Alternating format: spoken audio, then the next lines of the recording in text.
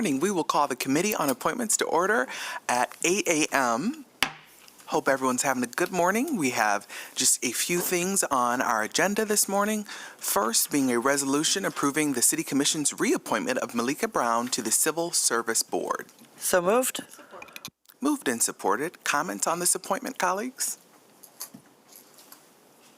Seeing none, all those in favor? Aye. Those opposed? Motion carries. Brings us to our second and final resolution on our agenda, which is approving the City Commission's reappointment of Nancy Haynes to the Civil Service Board. So moved. Support. Moved and supported. Comments on this appointment, colleagues? Seeing none, all those in favor?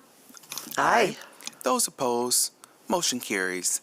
And Ms. Bosker, if you could please guide us through a discussion on the current board and commission vacancy list. Sure. We don't have any resignations on the agenda for today.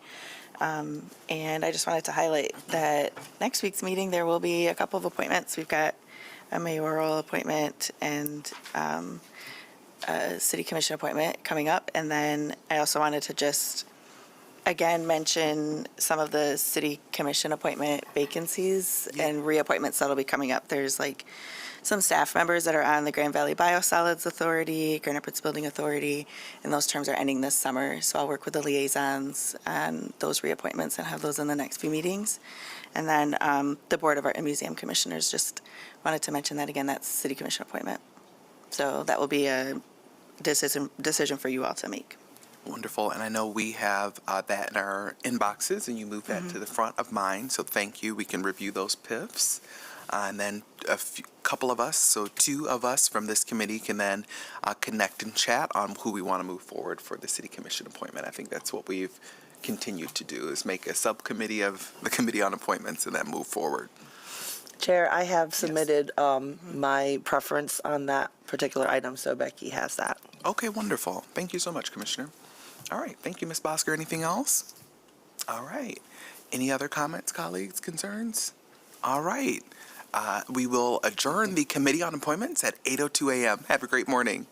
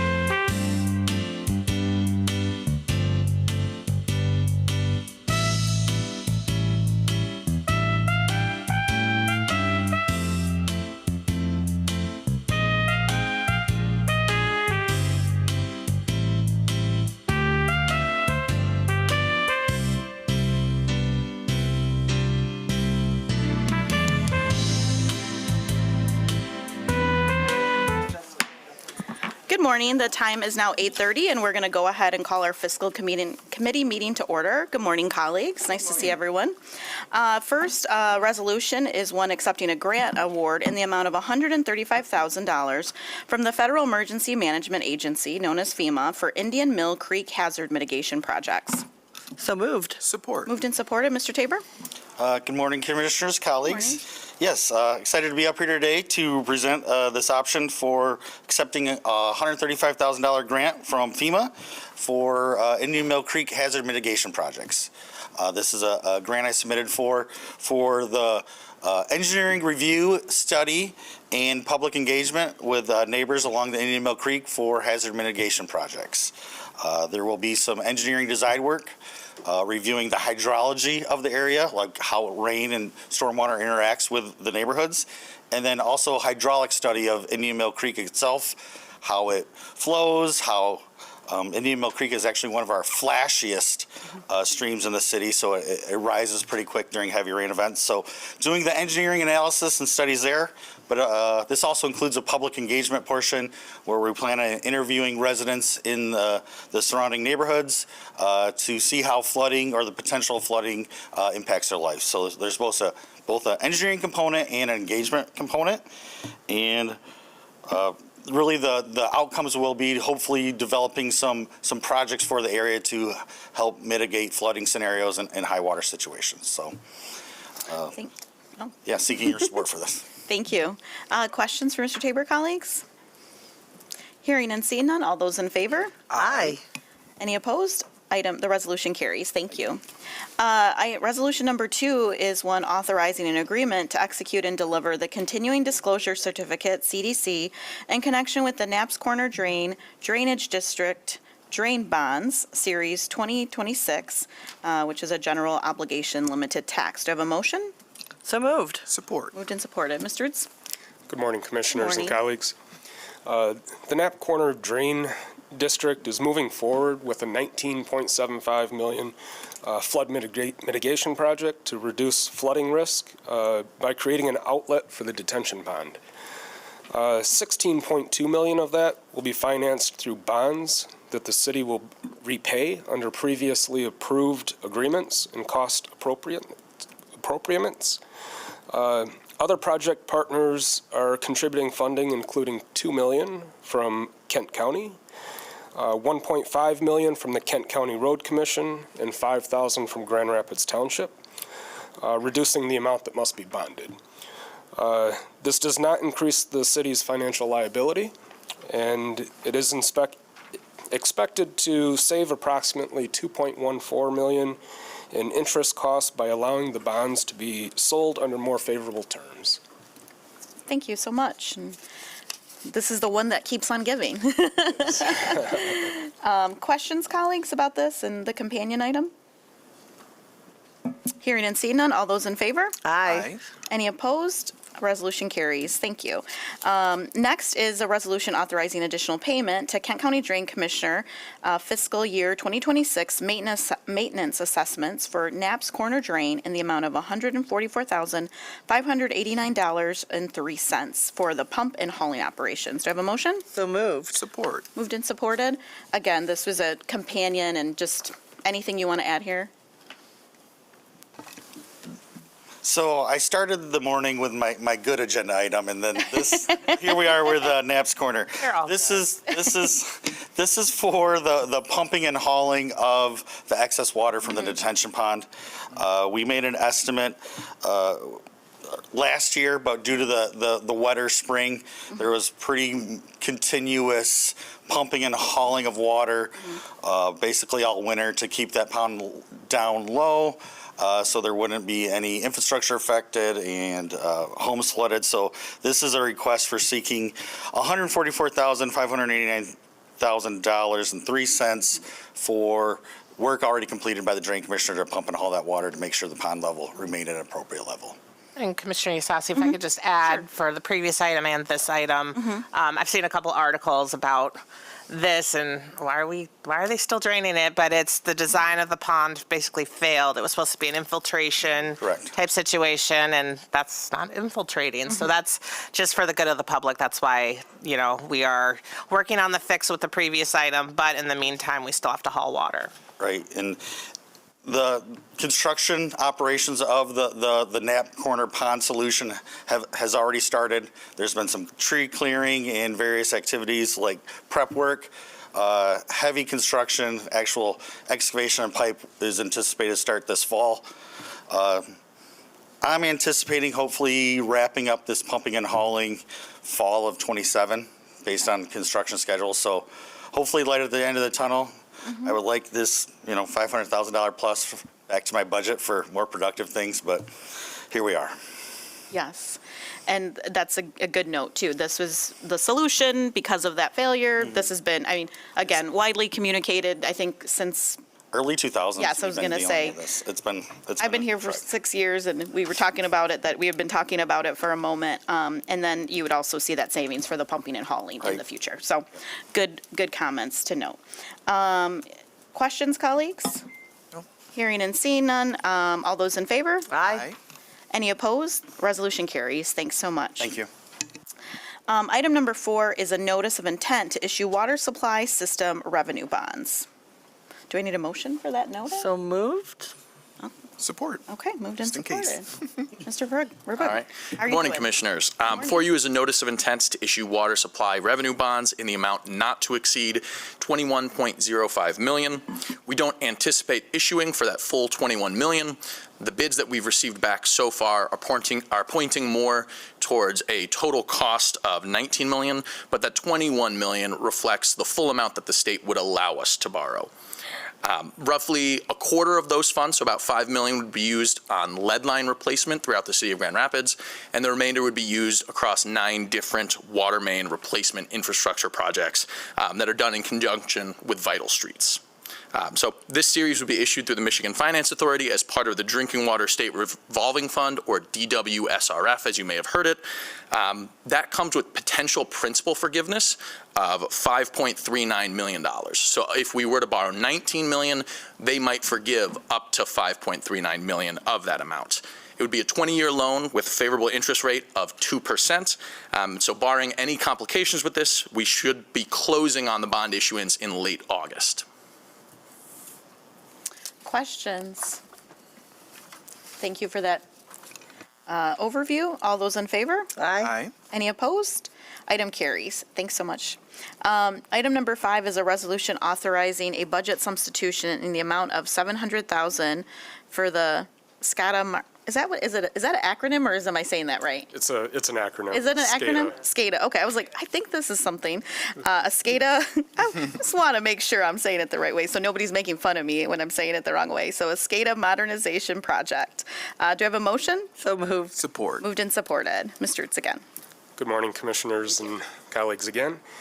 Due to the increased cost of materials in the SCADA modernization project, we're seeking a $700,000 budget substitution. It consists of $350,000 from the Sewer Replacement Fund Infrastructure Investment Project and $350,000 from the Water Replacement Fund Infrastructure Investment Project. Because this budget substitution utilizes leftover funds from other capital projects, there will be no impact to water or sewers fund balance. Okay, look at you, just gave us some more good news, so. Questions, colleagues, on this one? Chair, I do. Yes. First of all, thank you for noting that these projects will not be impacting the budget particularly, and that they're continuing. But I don't know if most people understand what SCADA is and how important it is to making sure that we have clean, fresh drinking water coming out of our taps. So if you want to give like a 30-second description, that would be really great. So for both water and sewer, we have a program that monitors the collection system and the distribution system, as well as running the entire water treatment plant and wastewater plant. They all come into one hub and allow a small group of people to operate the entire city keep water moving both into our wastewater plant and out to the public. Very critical infrastructure. So you got us over a barrel because we have to say yes. All those in favor? Aye. Any opposed? Resolution carries. Thank you so much. Item number 6 is the bid list resolution for May 12th, 2026. So moved. Support. Ms. Claren, anything that you want to add here? We have about 10 items this morning. In the packet, it starts on page 19. If there are any questions, myself or the staff are here to answer. Great, thank you. Colleagues, questions for Ms. Claren or any of the staff? I just want to highlight that it looks like we're investing in some more equipment for our parks and recreation and our water facilities. So I really appreciate that thought. And just always, since we're in budget season, continuing to look at where the budget is being spent so that we make sure our departments get what they need without necessarily purchasing things we don't need. I guess that was a pretty obvious thing to say, but, and it's good to see that Comper is being continued to be utilized by our IT departments. Did I call the question on that one? All those in favor? Aye. Any opposed? That item carries. Next, we'll turn to our comptroller's warrant report for the period of April 14, 2026 through April 27, 2026, in the amount of $31,012,771.96, and the monthly travel report. And today we have our Deputy Comptroller Kirkland with us. Thank you. Good morning, everyone. So morning. as stated, our total cash payments released for the period was a little more than 31 million, which include roughly 6.5 million in payroll, 1.2 million rounded up in income tax warrant. The number of income tax returns that were refunded were 10,221, and accounts payable checks issues was 1,333. Checks issue. That's a warrant report, comptroller report. Thanks so much. Nice to see you. Thank you. We usually only see you in the audience. Yes. Looking just fabulous. So welcome today. So that's received and filed. Next is our other fabulous person, our treasurer. Our treasurer's report for the period of April 15th, 2026 through April 28th, 2026. Mr. Treasurer? Good morning, Commissioners. Good morning. So just 8:30 this morning, breaking news, our CPI went up to 3.8%, which means inflation is rising. So things are sticky right now. It was expected to be 3.7. It came in at 3.8. So obviously, we see this at the grocery store, at the gas pump, in so many different areas. Where we're looking at right now, though, the Fed kept the rates and interest rates the same. So we're still at the 3.5% to 3.75%. Some takeaways from that meeting were that the rates remain elevated. The Fed is seeking additional evidence, but inflation isn't easing. It's going the opposite way. Policy still remains to be cautious and flexible. This Friday is the last official day of Fed Chair Jerome Powell's tenure. However, the new Fed Chair has not been confirmed yet. So once that happens, we'll have a new Fed Chair, but de facto, Fed Chair Powell would stay on in this case until a new chair is appointed or confirmed. What we're looking at for inflation, obviously, is that the primary drivers are going to be your energy and fuel costs, transportation expenses, construction materials, and certain contracted services. So we're going to find this pressure all throughout our budget, all throughout the work that we're doing. And, that's good that we do 3-year contracts because we can get our pricing set. But anything that's renewing right now is going to probably be a challenge that we have to be very cautious of. We really have to monitor that and where that leads. When we look at the city's investment portfolio, though, I'm going to try to make this a little bit of a sunnier disposition. We have $668 million. We're earning a very good interest rate on those monies. It's north of 3.29%. But what we have done is we're actually starting to move some of our money out longer term on the yield curve because the interest rate curve is finally starting to take more of a normal shape. So what that does is allows us to start placing money out there. We've been, between myself, Phil Longoria, our Administrative Analyst 2, and Mr. Levi Bolt, our Investment Officer. We're looking to place those monies out. We're filling out our schedule for all of FY27 to cover all of our major items that are like payroll and debt service, that all of those things are funded, that they're matching investments that will come due when those bills are due. And that's part of the job that we do. Before we actually look at what reserve money do we have that we can put out in FY28, 29, 30, 31 to actually earn a higher interest rate for us. And so that's the work that we're doing right now and concentrating on. But again, I want to be very clear that you're in the middle of budget right now. That will get passed.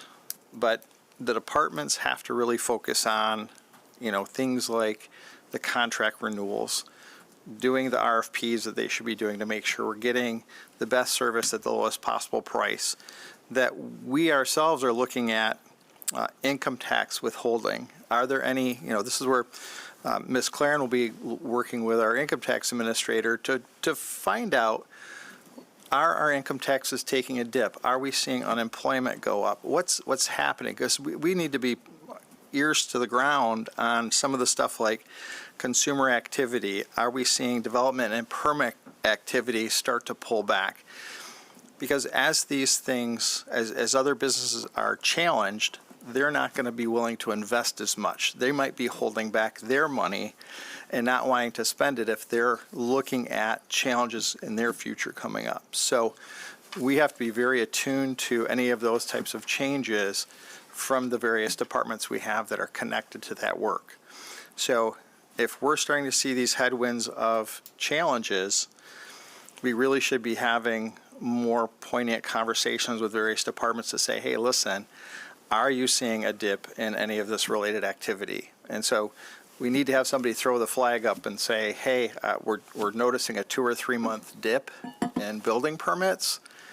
That might trigger something that we might have to say, hey, let's engage some of our other partners. GVSU, I know, has provided us some information. Dr. Paul Isley's provided information on local economy and others. But we want to be very intentional to keep our ears to the ground for those types of things, because that's kind of like the harbinger to what's going to follow for our organization, because we're a follower. So with that, that's our report for today. Thank you, Mr. Treasurer. With that, Chair? yeah, May I ask a question? sure.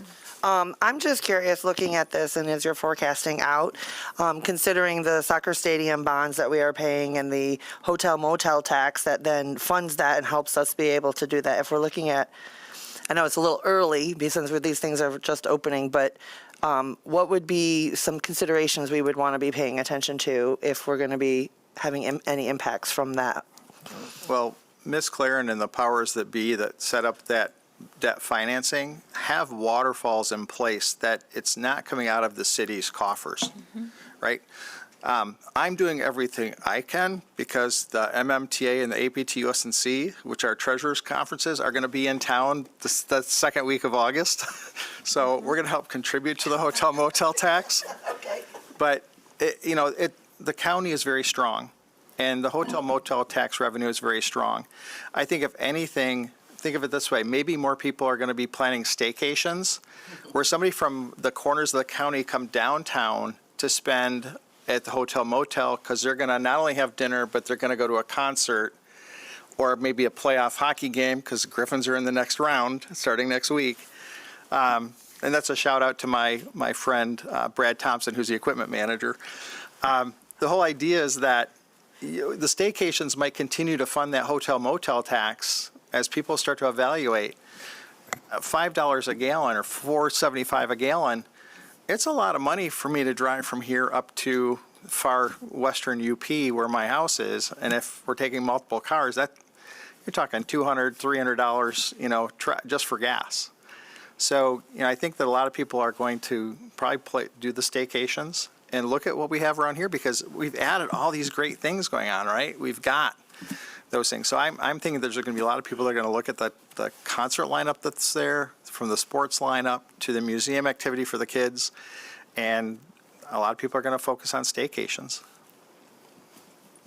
Yeah, and I would just add to that with the, the waterfall we have in place, so we have the, besides, them give us the hotel motel tax to secure the debt service on those bonds. We have, kind of like the rainy day fund that would pay debt service for about, I think we calculate about a year and a half.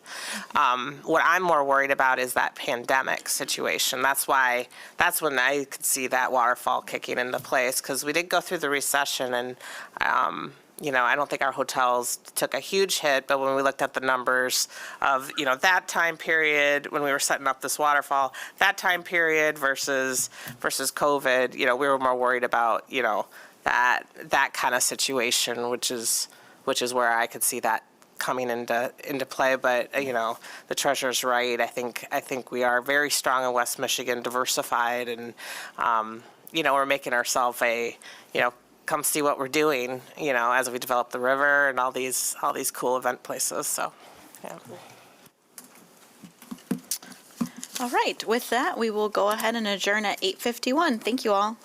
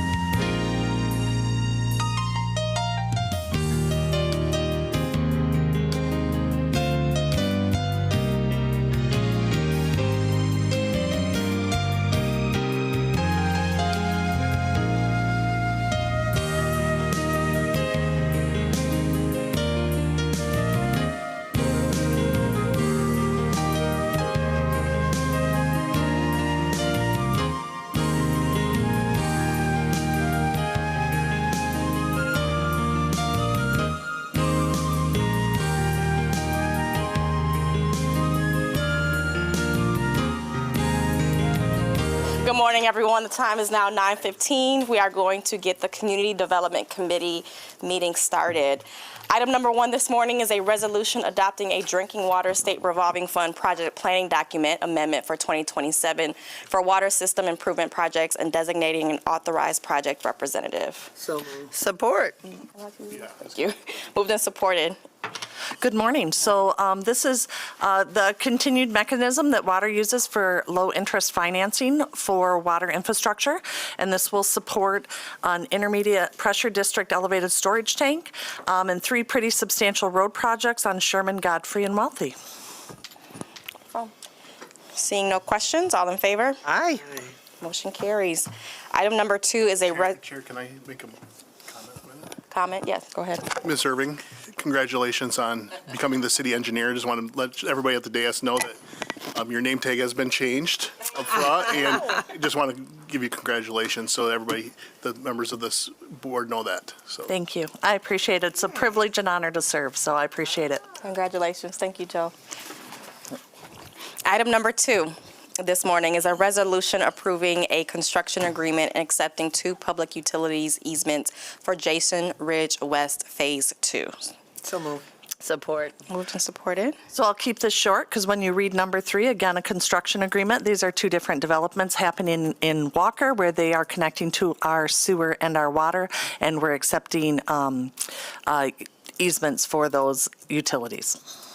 Wonderful. All in favor? Aye. Motion carries.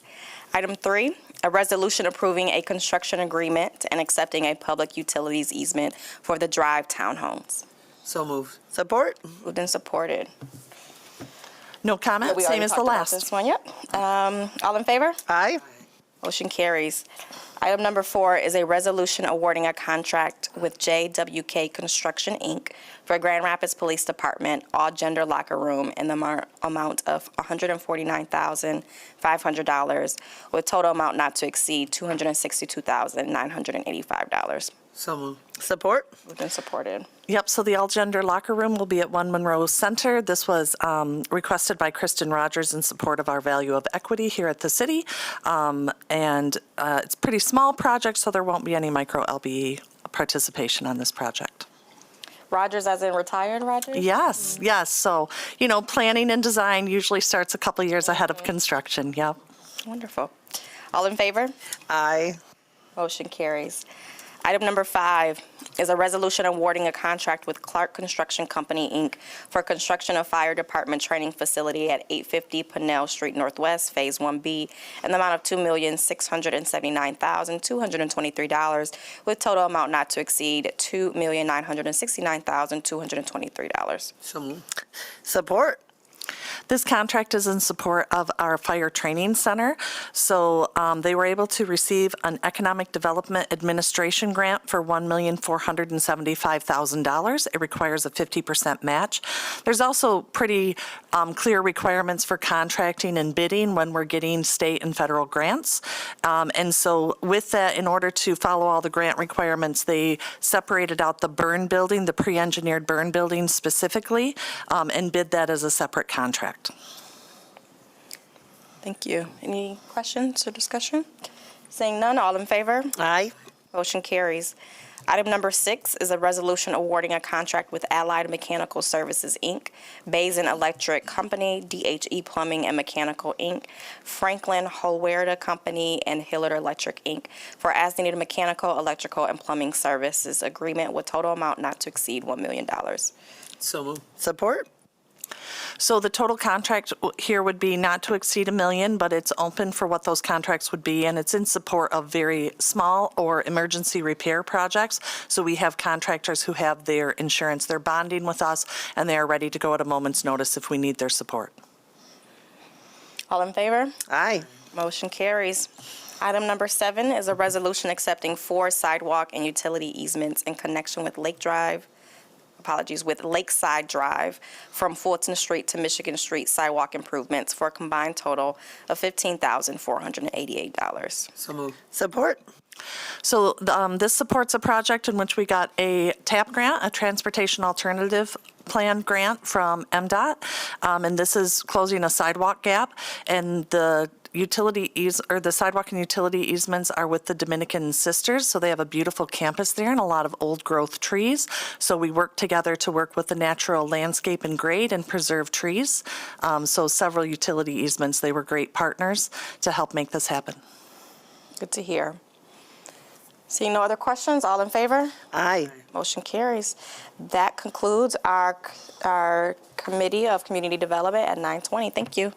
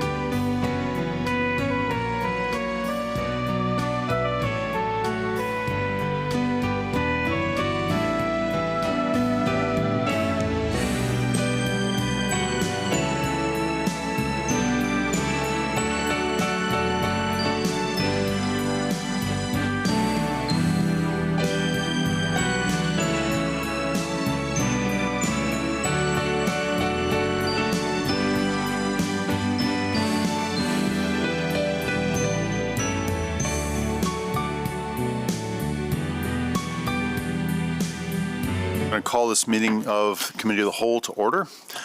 And our first item of business is recognition of National Public Works Week, May 17 to 23. So I often say that our country was founded with a Declaration of Independence, and it's about time we had a Declaration of Interdependence.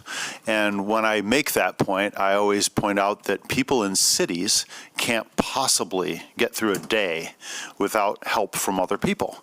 And the example I always use is when every time you turn on your faucet, you are relying on other people to deliver you water. Every time you flush your toilet, you're relying on people to deal with what happens to the stuff that goes down the toilet. Every time you drive down a street and you're dealing with roads and dealing with lighting, you're dependent on other people. So today is recognition of those people, some of whom are in the room. So I'm going to go to the podium now and read the declaration.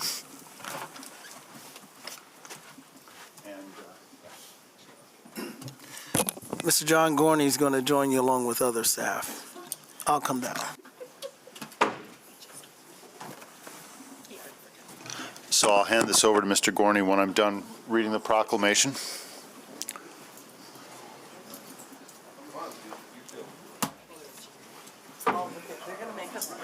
I was trying to get them all to fill in. We can see all coming.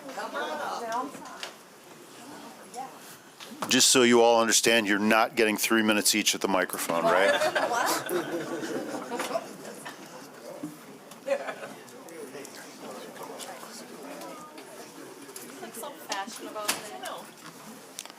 All right, everybody standing who wants to stand? Great. Whereas public works, infrastructure, and services are of vital importance to sustainable communities and to the health, safety, and well-being of the citizens of Grand Rapids, and whereas the support of an understanding and informed citizenry is vital to the efficient operation of public works, infrastructure, and services, and whereas public works, infrastructure, facilities, and services could not be provided without the dedicated efforts of skilled public works professionals who plan, design, build, operate, and maintain the transportation system, water supply, sewer collections, public buildings, grounds, and fleets. And whereas 2026 marks the 66th annual National Public Works Week, sponsored by the American Public Works Association, now therefore I, David LeGrand, Mayor of Grand Rapids, declare May 17 to 23, 2026 as National Public Works Week in Grand Rapids, and encourage all citizens and civic organizations to familiarize themselves with the effort involved in providing public works services and to recognize the contributions made every day by public works professionals that impact our health, safety, comfort, and quality of life. Right on. Gorney, the mic is yours. Thank you, Mayor, and thank you, City Commission. It really is a great honor to be able to recognize all of the dedicated staff from Public Works and across many departments that represent Public Works type operations throughout the city. The people that you have here are a small sampling of hundreds of individuals that are dedicated to the city, dedicated to the work that they do. And so thank you for the opportunity to recognize them and all of their hard work. Appreciate it.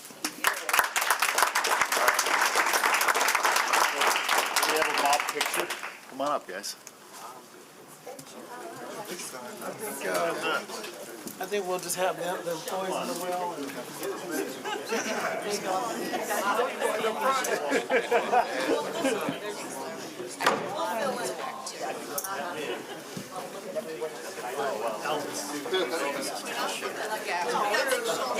It's not about me. It's not about me.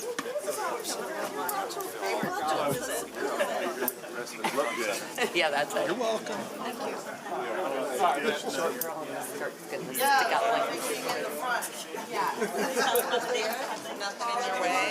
Back. City manager, can you come up front a little bit? Can't see you in the back. Oh, come on, you gotta be up front here, little. Get in the picture. Come on, come around here. I'm gonna make you. I'm gonna make you come around here.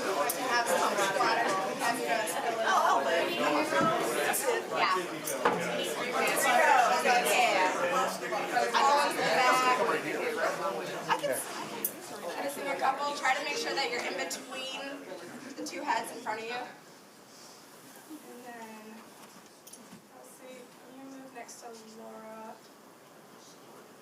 Maybe here, next to a little bit so I can still see. Now we're missing Lisa. See. Down here. Gosh. Yep.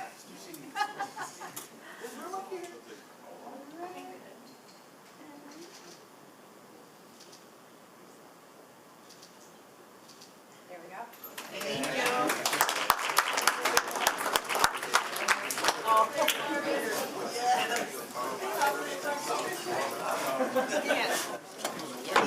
Keep our cities together. Yeah, okay.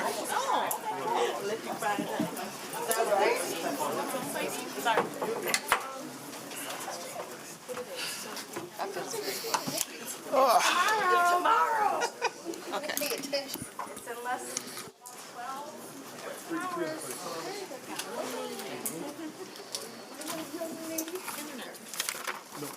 Drinks on y'all. Wow. Drinks on everybody but me.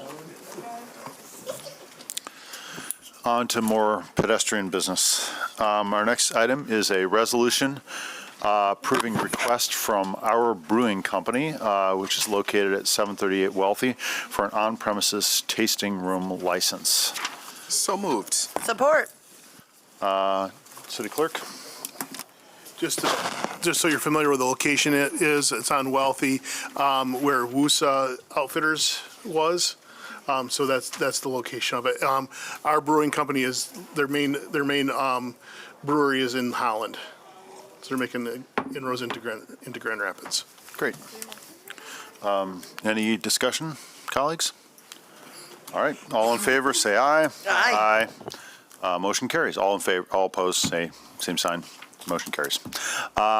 Next is a resolution for necessity of a special assessment rule, number 8806. And, yeah, can I have a motion? So moved. Support.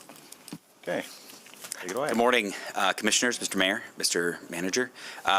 We've been through a few presentations, so I think I'm just here generally to answer any outstanding questions that you all might have prior to your vote today.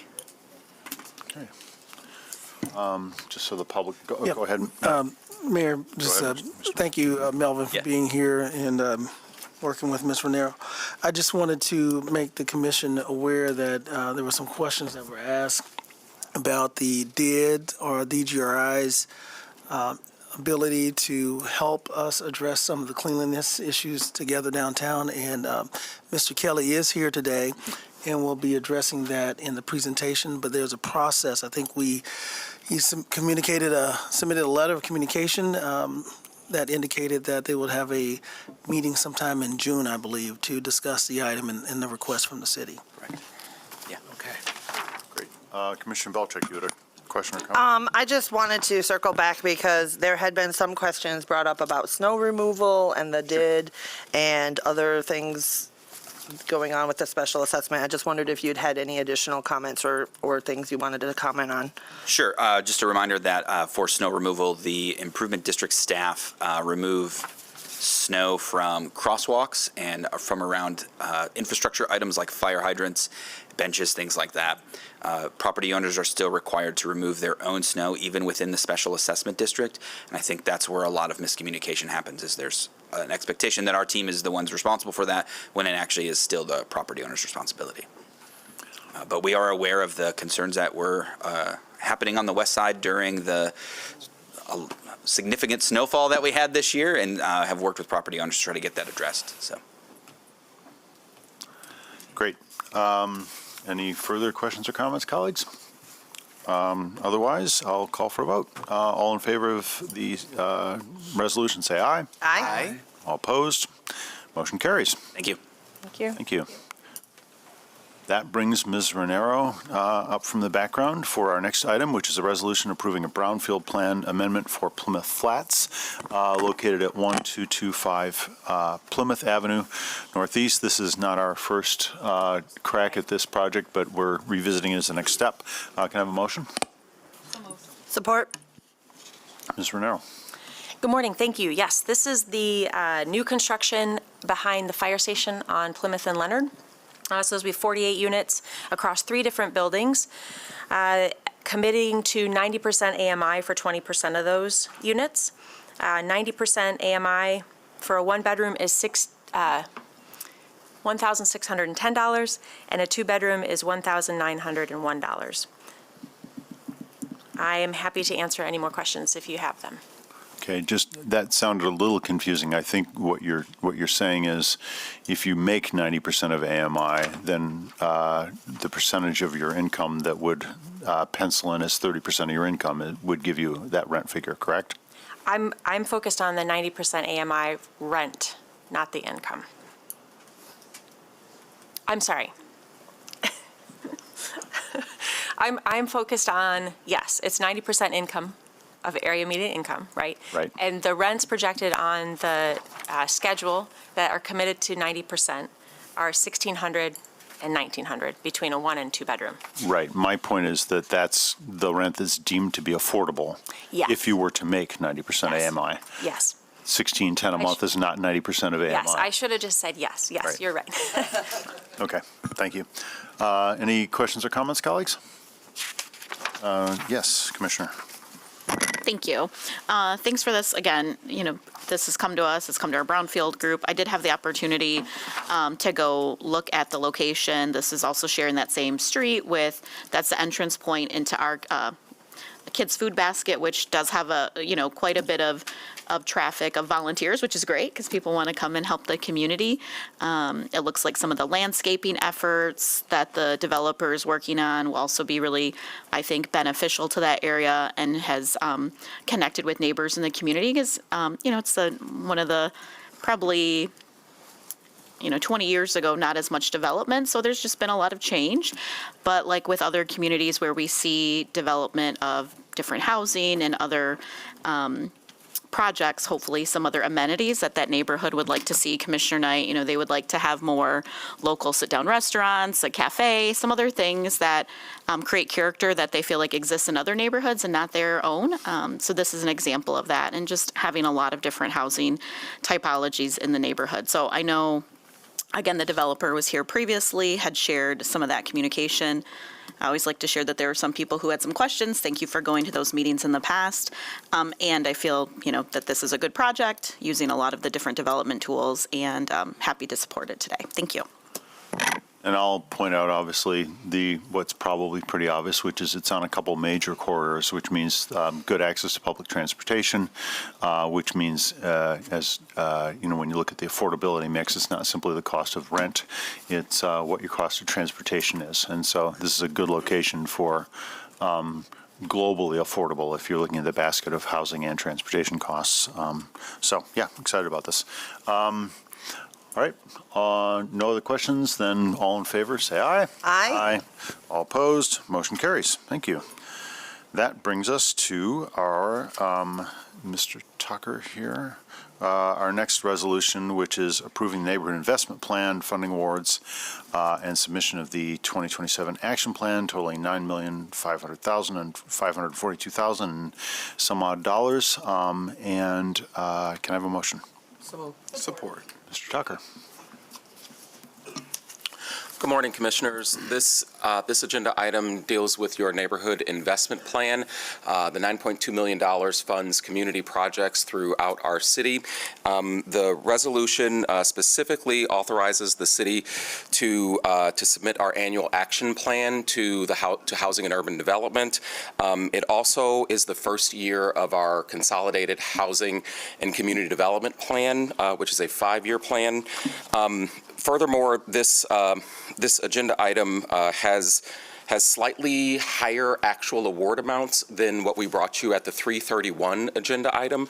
That's typical. We estimate what our award amounts are, and our federal partners eventually give us the actual award amounts. There's a small delta there, and we did apply the difference, the new money that we were able to receive. In this case, they were all just a little bit more positive than expected. We did apply those differences as expected in the contingency plan that we wrote to you in the March 31 memo.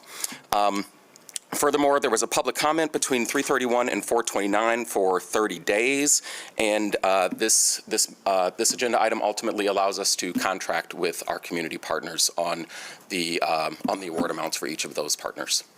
Okay, thank you.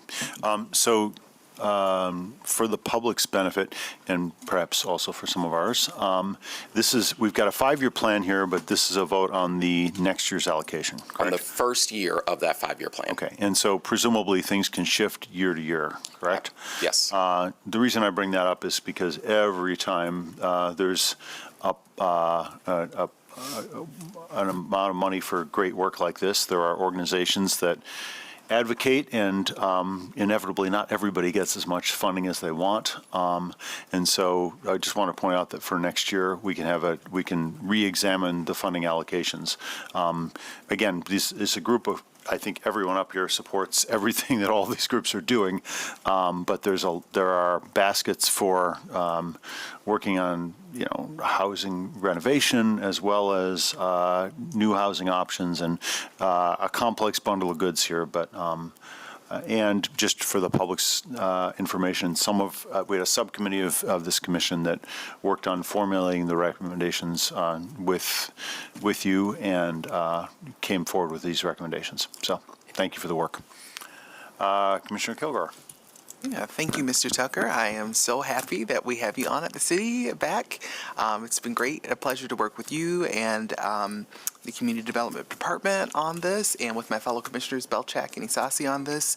Of course, like the mayor said, I think our colleagues support this really important work. I'm wondering if you may speak to, for a moment, I see that Housing Repair Services got an additional $26,000, Commissioner? $26,000. We received, that was about the most communications that I received of folks not being as pleased with their allocation. If you could just walk us through some of those constraints in that decision, I think that would be good for the public. Yeah. The 26,000 that you're referring to, I'm not certain of the exact specific number that they received, but that deals with our contingency provisions. So in total, our CDBG award was about $38,000 to the positive between what we estimated and what our federal partners actually awarded us. Our contingency plan said that if there were any increases in CDBG from that process, we would allocate all available funds to home repair services, which is exactly what happened. So their award amount did increase slightly based on those contingency provisions. To speak to the pot at large, our funds this year, particularly for CDBG, were a little bit lower, about $300,000 lower than what we've had in the last several years. That's because of a whole lot of frankly pretty complicated math in the background. Part of it is the allocation from our federal partners. The other part of it is the amount of program income and previous year dollars that we're able to add to CDBG to supplement that annual allocation. In total, that number was short a few $100,000 from what we've experienced in the last 5 years or so. So that meant that we had a shrinking pie. And home repair services is still first in that shrinking pie. If you look at all of our allocations for our community partners, with the exception of funds that are dedicated to new units, new housing construction, home repair services is our largest grantee of all of our community partners.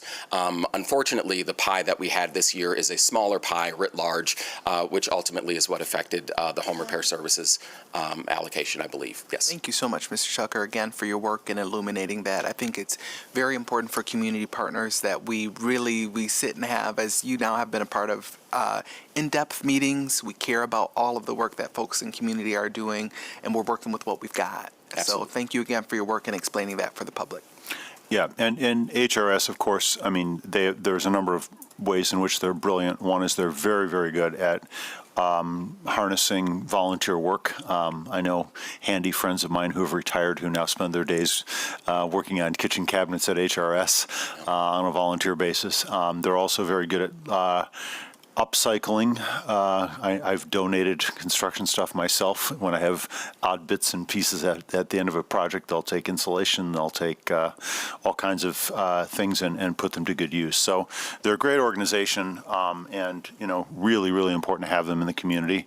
So that's a long way of saying I wish there was more money that we could put into this work, and just like I wish there was more money we could put into plowing our sidewalks, and I wish there was more money we could put into a lot of other things. But we're in the hard business of allocating funds across many needs. So thank you for your work on this, and thank you my colleagues who put the work into coming up with these recommendations. Wonderful. Okay, seeing no further questions from the dais, I will ask for a vote. All in favor, say aye. Aye. All opposed? Motion carries. I would like to add one more motion request before we move into our briefings, and that is I have a request from our attorney that following the briefings, we move into closed session for the purpose of discussing pending litigation. Can I have? So moved. And Mr. Clerk. Commissioner Belcheck? Yes. Commissioner Purdue? Yes. Commissioner Sassi? Yes. Commissioner Knight? Yes. Commissioner Kilgore? Yes. Mayor LaGrand? Yes, and that will be in room 601. Yes. Great. And that brings us up to our ongoing effort to go through the budget. So this is a continuation, essentially, of our budget review workshop, which we did many hours of work on last week, but we're moving on to our next sections. And looks to me like Ms. Behrens is the only one coming up to the microphone. So I'll start us off, Mayor. Yep. All right. Thank you, Mayor and Commissioners, for your continued work on this, and there will be other staff that's coming up to the podium. This is our third work session we've had since introducing the budget, and today we're going to do a couple of things. We're going to cover economic prosperity and affordability, health and environment, and stormwater. And then I will also, at the end, attempt to summarize some of the considerations that we have heard so far, or teed up so far, within the constraints of any potential amendments to the budget. We have about $300,000 variance to get to balance. So with everything that we've added. Doesn't mean we have to spend it, but if there are things that you would like to see based on our discussions, we would have to consider that, or either reducing other items from the budget. So today we have a group of employees. We'll start with economic prosperity and affordability. Ms. Behrens will lead that along with other presenters. And then we'll pause for questions after this section. And then we'll go into health and environment and have questions after that section. So with that, I'll turn it over to Ms. Behrens.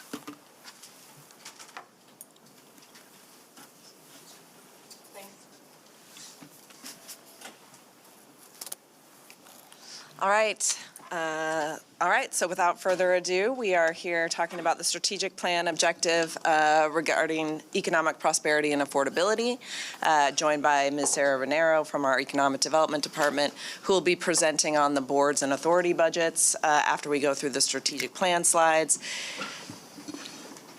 And then thank you. All right, there we go. Okay, and then Mr. Tim Kelly will be presenting on a number of the authority budgets as well. So just a reminder of the strategic plan outcome areas that we are particularly focused on within this economic prosperity and affordability slide, and been a number of initiatives and investments over these pillars over time, probably becoming very familiar to people. So focusing on economic opportunity and ensuring that we are a community that provides opportunities for folks that are here, and that also provides opportunities for folks that may want to come here. So attracting talent is something that we're always interested in. So continuing a number a number of our investments in this regard with the Smart Zone operators contract. And just a reminder, the Smart Zone provides opportunities for entrepreneurs focused in some geographic areas of the city and some economic sectors. We have the Environmental Site Assessment Grant Program, so that's early seed money into redevelopment projects in the form of a grant that helps get through some preliminary feasibility and see if a project is really viable and understand the scope of the work necessary for that. We continue our partnership with Construction Allies in Action. As you are aware from a number of presentations that we have made over time, we have been focused on the construction industry in particular as an area of opportunity, both for small business and entrepreneurship and for stable well-paid jobs as well and careers. So this is an area that we continue to invest a lot of time and policy work to ensure that we have a healthy sector of that economy. We are also continuing our investment in the retail-focused support, so continuing on in fiscal year 27 in a different format than we have in the past couple years. So the city will be engaging directly for some business corridor support. We know for sure that we want to continue that and talked very recently in the announcement of Ms. Cindy Irving as our new city engineer, talked about continuing our relationship with Mr. Richard App, particularly focused on business corridor support during construction and during the design and sequencing of construction as well, but also sure that in fiscal year 27 we will see other ways that we can continue to support the retail sector. It is a sector of the economy that has faced a lot of disruption, and I don't think we've seen where the chips are going to fall for that sector in particular yet. Continuing on with economic opportunity, I have so many different things to move forward.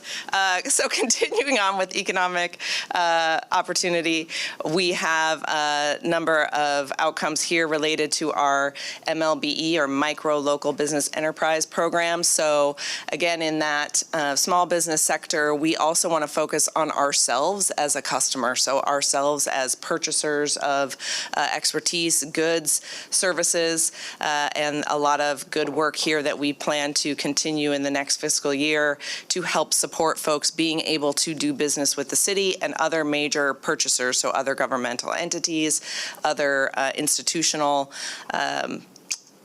other institutions in the community that share similar objectives, and just want to highlight the good work that we will continue to do in this next fiscal year on that opportunity. We always want to consider how it is to do business in the city and with the city. So business environment is another area where we will continue to invest as we have been over the last several years with a number of programs that are successful.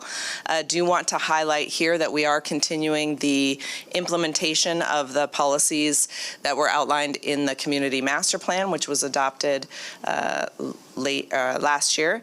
So that zoning code update we think will be impactful in many ways. From a business environment perspective, we are looking at a platform, a zoning code platform that will be much more user-friendly. So hopefully reducing the complexity of understanding what can happen and potentially reducing the number of hours you might need a lawyer or some other kind of expert to help you navigate that code. So looking forward to that.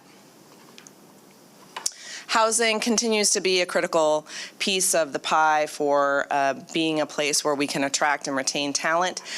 So we do invest and we will continue to invest in a number of areas. So one is first, how are we aware of what's happening in the housing field, and how are we encouraging and streamlining the process to bring new housing units online.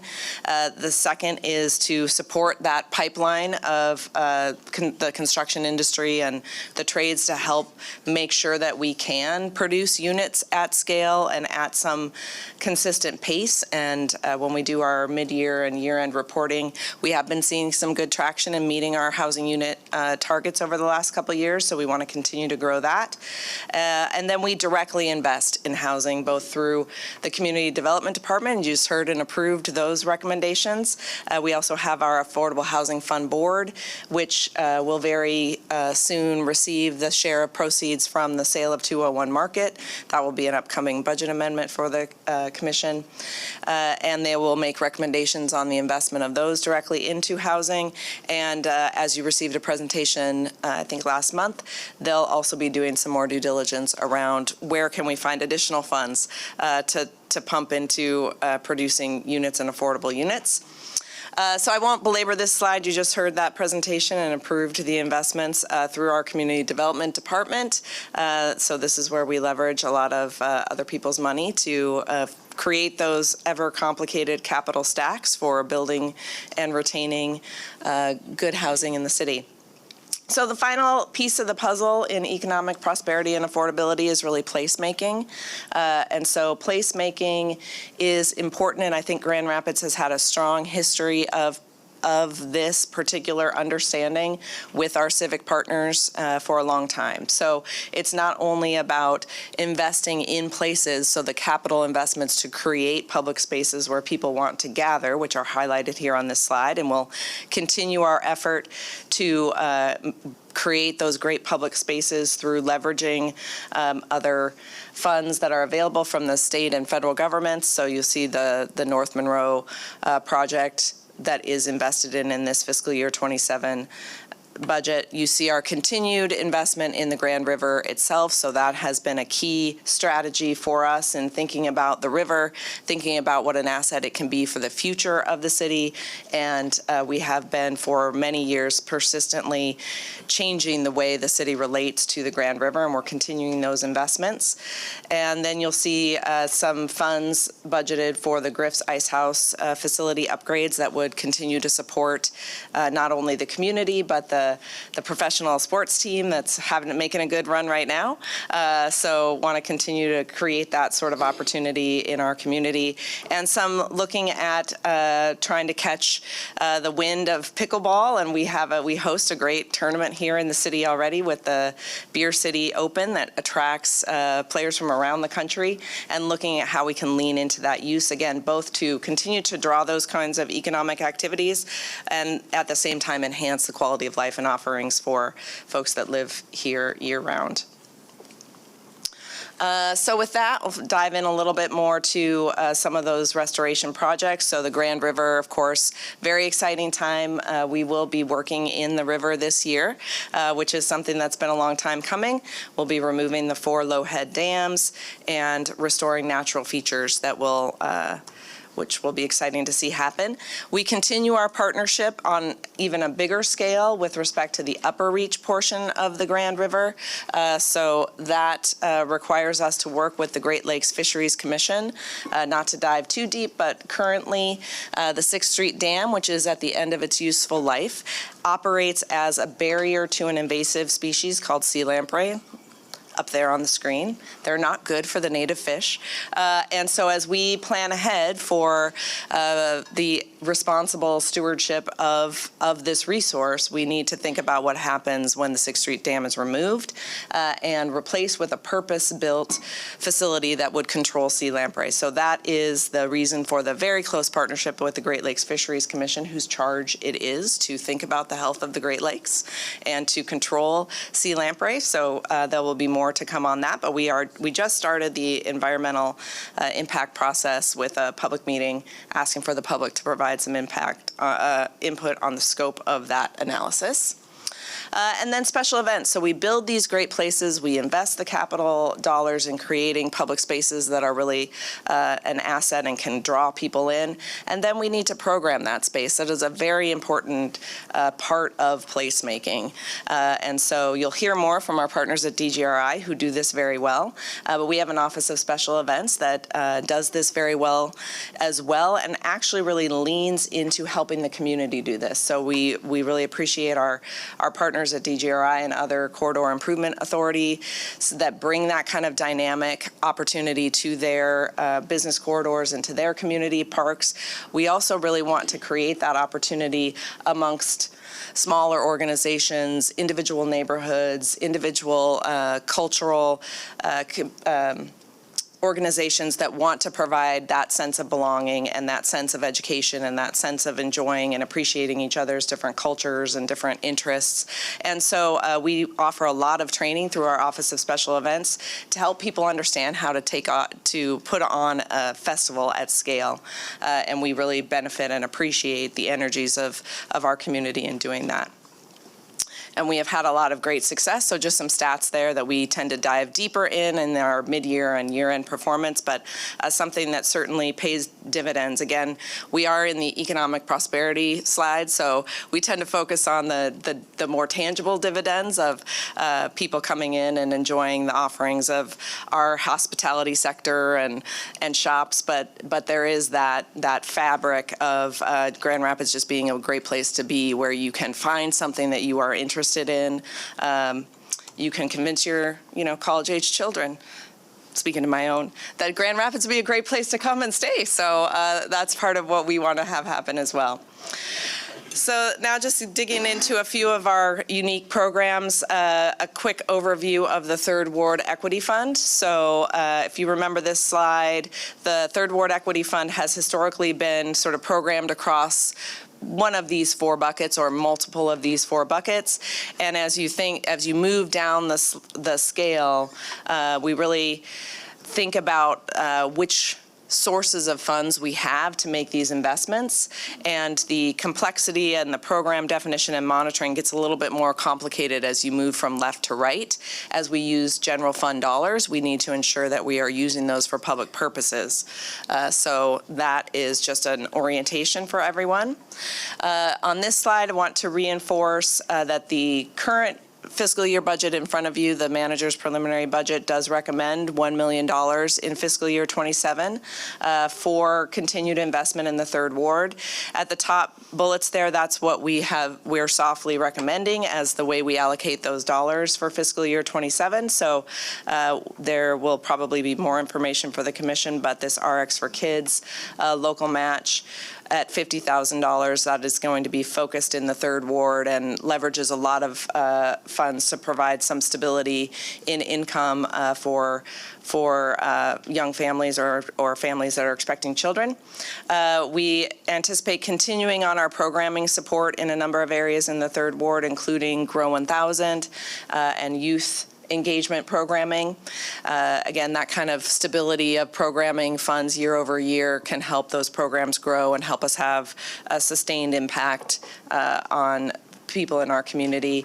And then additional funds for pedestrian and other traffic safety improvements throughout the ward. Those projects have not yet been identified. So again, that's fiscal year 27.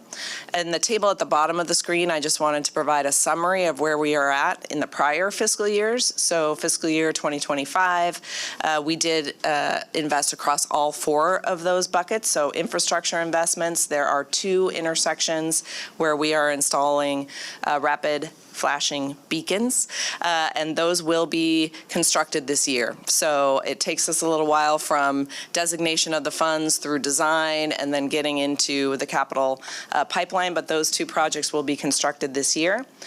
There was the longstanding investment in the Third Ward Cultural Tour, and there was an update about that last month. The youth and family programming in the areas we've talked about, and then the revolving loan fund, which we will be updating the commission about in the next month or 2. Fiscal year 2026. So in fiscal year 2026, we're allocating that investment a little bit differently. So approximately $600,000 has been earmarked for traffic safety improvements along the Kalamazoo corridor. There has been significant engagement by a community group on that and some preliminary work to identify sort of a package of improvements that would have some impact along the whole corridor. And the Mobile GR department is now evaluating that and coming up with a prioritized list to be able to make this investment. We will do an update at the Economic Development Project team once we have that prioritized list and a good sense of how far down the list we can get with the $600,000 improvement. And then we will bring budget amendments to the City Commission to move the funds from the Third Ward Equity Fund into the capital fund, much like we did in fiscal year 25 as design moves along. So nothing changing about that earmark, and that is expected to come forward to the commission over time. We also have continued investment in youth and family programming, again, Grow 1000, focusing on allowing different employers and nonprofits within the Third Ward to be able to participate in that program and pay the wages of folks of the youth that may be able to work in those particular areas. And then we've talked a couple months ago about this partnership with the Southtown CIA and other interested stakeholders in the southeast part of the city, and partnering on a position that would be focused on accomplishing the shared objectives, economic development objectives in the southeast part of the city. And so we are holding a portion of Third Ward Equity Funds for the first year of that position, hoping that partners would come forward and fund another 2 years of that position, and we can attract a relatively sophisticated economic development type who would spend their day making sure that where plans overlap and visions overlap, we are really able to get some transformational investments in the Third Ward. So work underway on that as well. And then just a little bit more on a couple horizon topics that we want to bring to your attention that will be an area of focus over the next year or so. We do have a grant position that is currently funded and is in our Office of Equity and Engagement. That grant is expiring in the middle of fiscal year 2027 and is consistent with Commission policy. We have not presumed that that will continue past the middle of fiscal year 2027. That position is an ASO1, which supports our supplier diversity and river equity focused programming.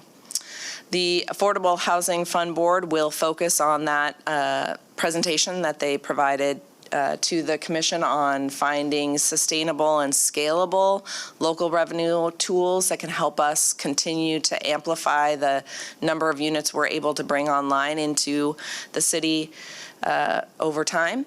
And then we have the Grand Rapids Public Museum millage renewal, zoo and museum millage renewal. We touched on this briefly at the last presentation.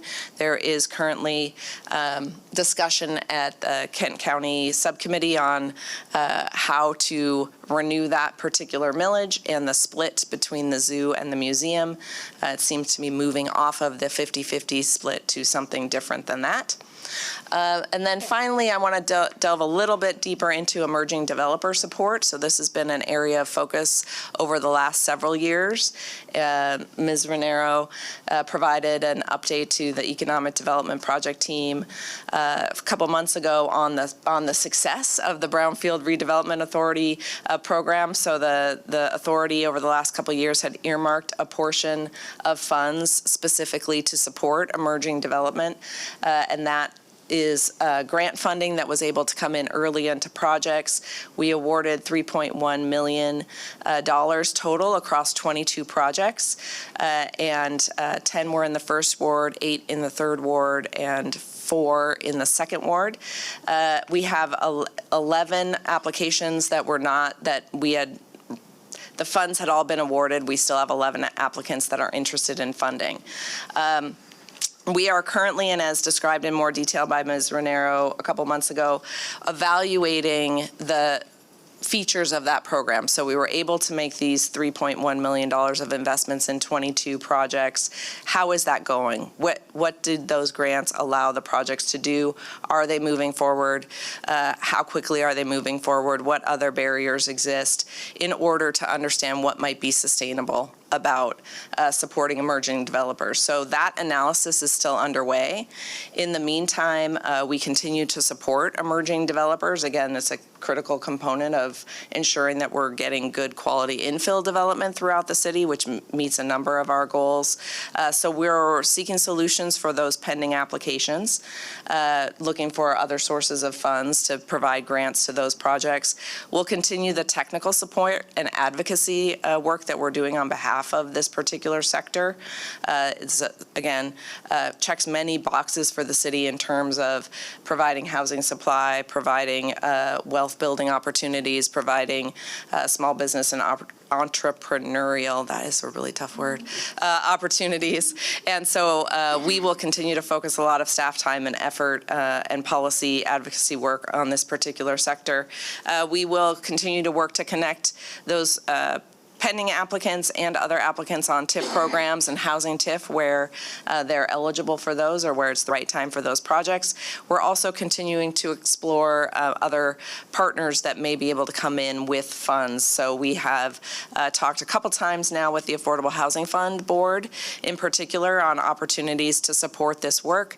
Again, it would meet many of their policy objectives. So staff is currently looking at the applications we have and seeing where we can find some other ties to other pots of funds. So just wanted to highlight that work will be ongoing for some time. And with that, I'm going to turn it over to Ms. Raniero. All right. Good morning. Kate has a lot more pictures than I do, just up front. You have to change it. Right. There you go. Okay. So I'm going to be talking about the $34.5 million that the Economic Development Office leads.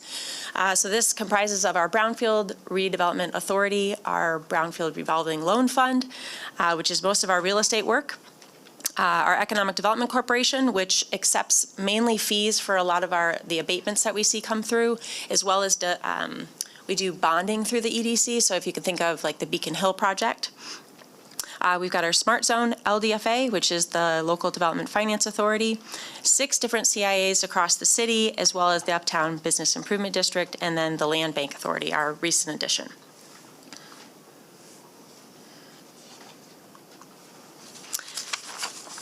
So what I wanted to do is just go through these briefly and highlight our focus areas.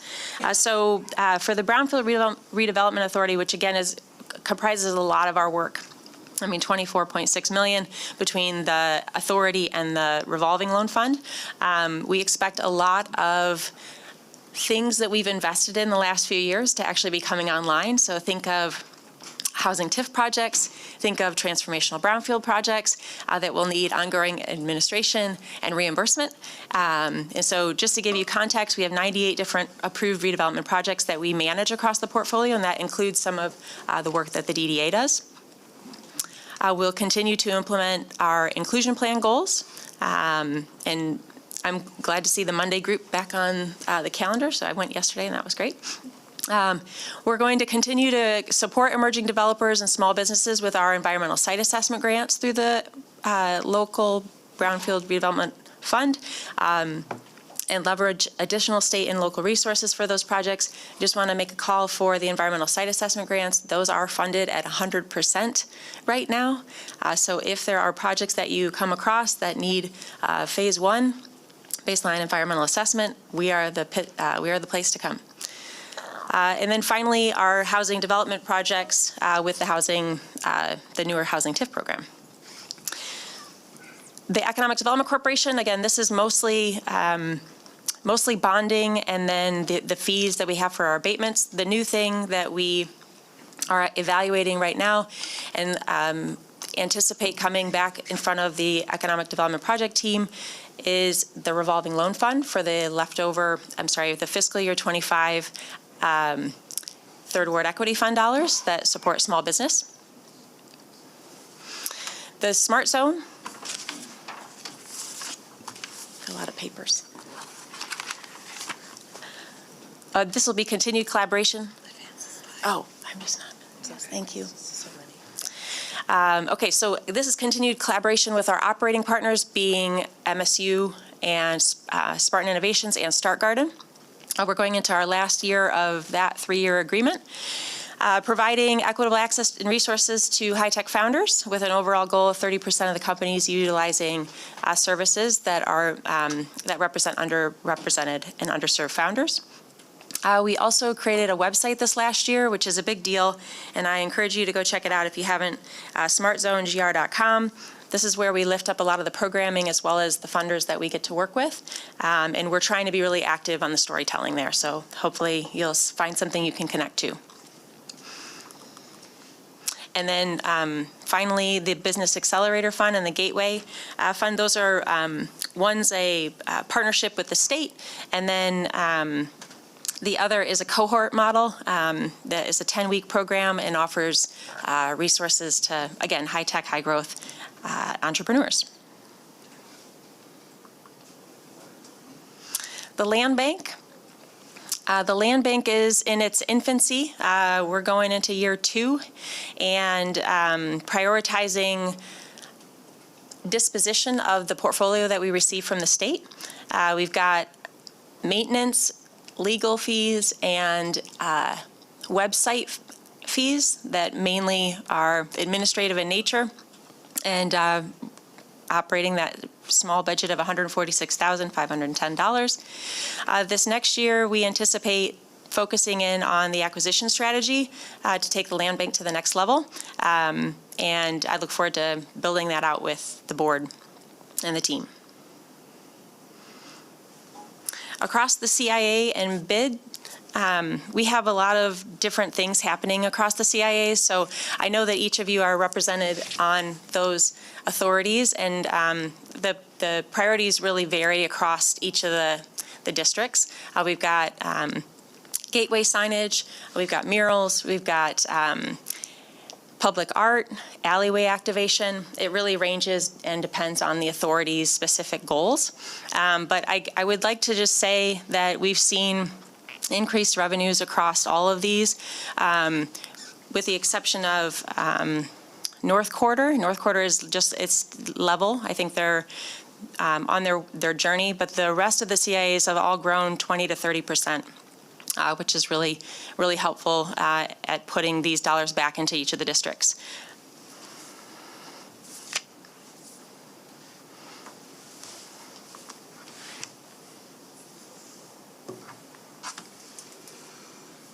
Is this one on?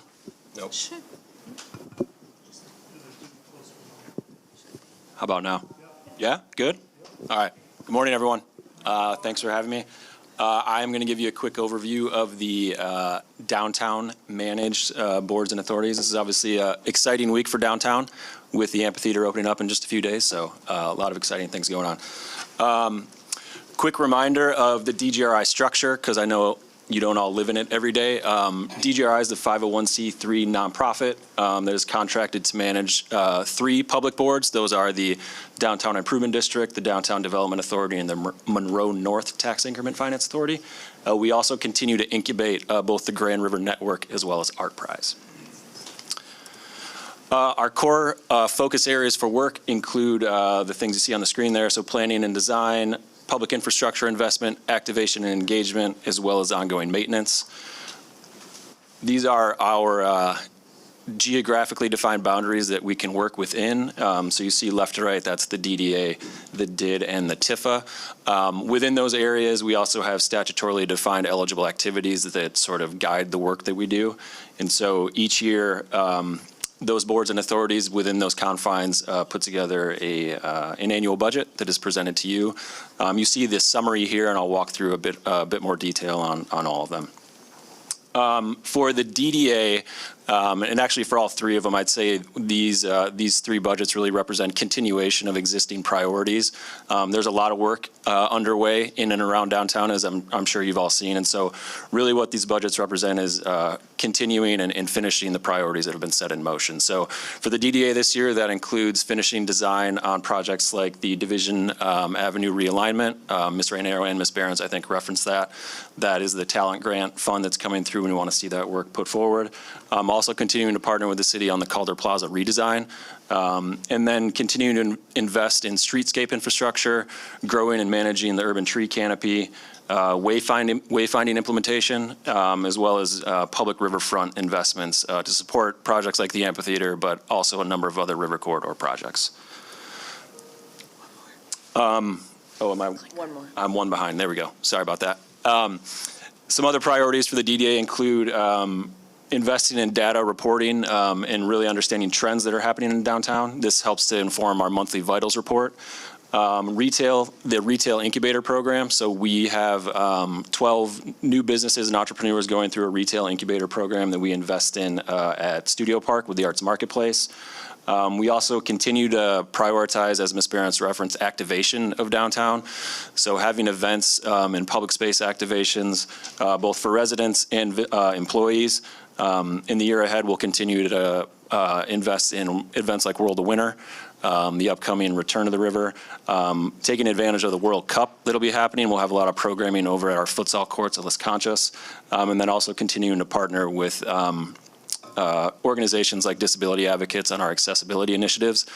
This is where I did want to highlight the manager referenced previously, the Mel Trotter Storage Program. We will have a presentation at the DDA in June to identify potential funding for the DDA. We do think that's an important work, and so we do want to hear that out, and we'll be working closely with Ms. Bohatch on the investment amount. Jumping then to the Monroe North Tifa, as a reminder, this is a small, several block area in Monroe North between Colebrook and 6th Street. 71% of the budget for this year goes toward completion of the Canal Street Park. That is a really important project for that board and authority, and we're really excited to see it come to fruition. In addition, they have placeholders for pedestrian safety and enhancement projects, looking at some of the crossings up on Monroe Avenue to make sure that people moving back and forth between businesses and the riverfront can do so safely. And then you've got a crash course in the DID over the past 3 weeks, so I won't belabor this one, but do just want to thank you for your approval previously. Again, the DID primarily funds the Downtown Ambassador Program. About 75% of their funds go towards that, so we do appreciate your support on that. And then two other initiatives I want to make sure I mention. The DGRI 501c3 received a $55 million grant a few years ago, and we're working very closely with the city and the county on delivering these greenway projects. These are projects up and down the river corridor throughout the city and Kent County, a number of which are going to be getting under construction here in the next couple months. So you'll see a lot more riverfront activity, not to mention the in-channel work that's going to be happening. And so we're really excited to see these funds invested by the end of the calendar year. And then last but not least, we will be updating our downtown master plan. That work is already underway. You may recall GR Forward was approved back in 2015. That was a 10-year vision and master plan, and so we're beginning the work to update that and look forward to engaging with all of you on future priorities for downtown. Again, here's a summary of the authority budgets, and I think with that, we're done and happy to take any questions. Mayor, before we go into questions, a couple of things. I want to thank all of our presenters this morning. And just as Ms. Claren shared with this body, the remaining ARPA funds that we have, $5 million, and how we are diligently going to ensure that that is spent by December 31st, 2026. That same sensitivity registers for the funds that we've been awarded as a grant recipient from DGRI. I know there's been a lot of discussions around that given the weather and whether or not those projects will be able to be completed, but our staff is working very, very diligent to make sure that both sources of federal funding, federal and state funding, are able to be utilized. One other thing I wanted to point out while they were presenting, Ms. Behrens covered the issue related to the public museum and the millage renewal. I'm glad to see Mr. Dale Robinson, who is here to answer any questions that you may have regarding the millage renewal. I know there's been a lot of communication to this body from constituents and others, and so we're very fortunate to have him today. So with that, we'll pause for questions. Thank you, Manager. Any questions or comments, colleagues? I guess probably everyone has some. So I saw Commissioner Perdue first. Yes, good morning. Thank you so much for the presentation and all the hard work it took to get here. So a few questions for today, and then I'll have some that I'll send via follow-up because they're not as much of a priority for the full for the discussion time.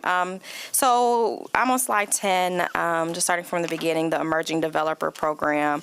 So can you talk a little bit more about where that is at? I know that was paused to look at budget and what's next. So what is the timeline on getting that up and running? Where are we at with the plans? And I'm seeing it's listed on here as a priority for this next fiscal year. So just want to connect that more explicitly. Slide 10, not 20. If you were looking for a, but it's fine, yeah. Oh. Okay. So the high point here is that emerging developer grants, I feel like we're going to do these in some form on a going forward basis. It's just going to possibly look different, right? So we've been evaluating since we closed the applications in December, the investments to date. So we had 3.1 million across 22 different projects. 2.5 million of that 3.1 came in last year. So the demand was certainly there. The resource is limited, and so we wanted to take a beat and make sure that we're focused on the right things and getting the outcomes that we want. And so we're in that evaluation now. We're working to bring other partners to the table, both from money perspective as well as technical assistance. And as far as the pending applications, that was 11, and I'm approximating another 2 million in potential resource there. And though they were contacted in January, where we indicated that we'd follow up after the fiscal year with next steps. And so we hope to have more in coming months, but at the moment, we're still evaluating the journey here. And I'll just add to that, so the Affordable Housing Fund Board would hear some request.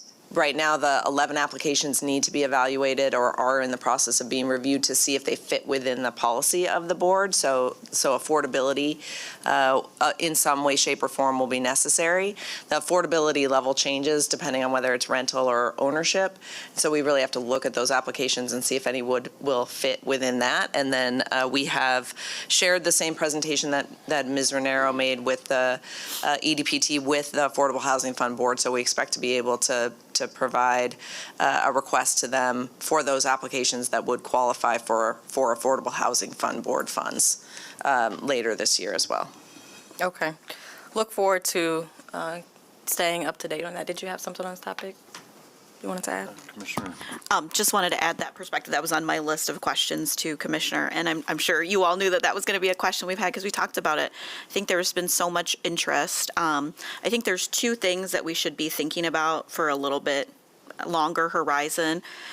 Is one, we're going to have a governor's race, so there's going to probably be some different pieces that will be happening at the MEDC. You know, you and Tim talked about some of the projects, right?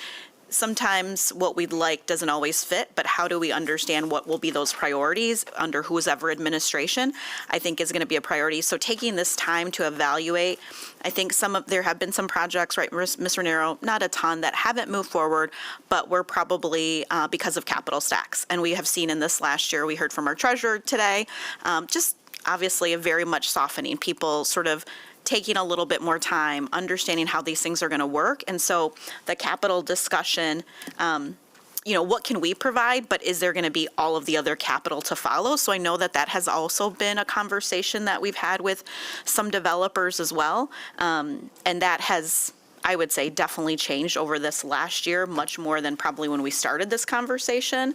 So I think this is a good, I think there was just so much interest. And then when there's interest, people are like, hey, what else do we do? So there is an opportunity, I think, for our legislative body to also, I know we just had our a legislative meeting, but also to get prepared for this next, governor, whoever's going to be in seats there's been so much interest and excitement about this.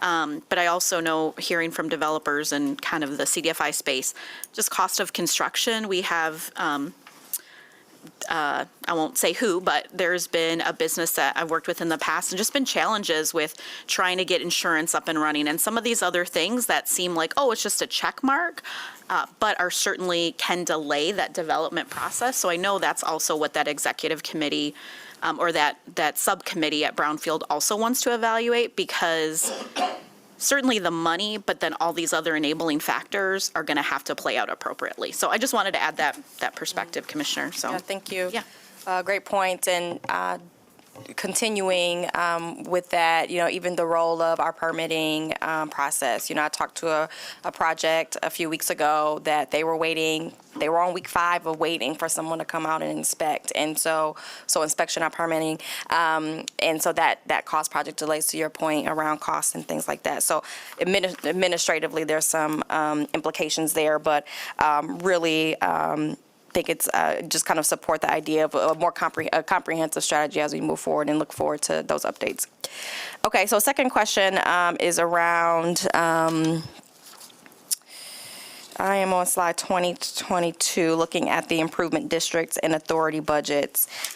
So really, for many years, I've talked about, to be successful as a city, we have to focus throughout our city. And Grand Rapids is not just downtown. Downtown is a very, very important part of creating a prosperous city. But we also have neighborhood business districts, as we talked through the CIAs and bids.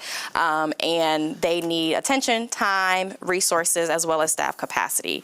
And so my question really is, we walked through the budget for each of the authorities.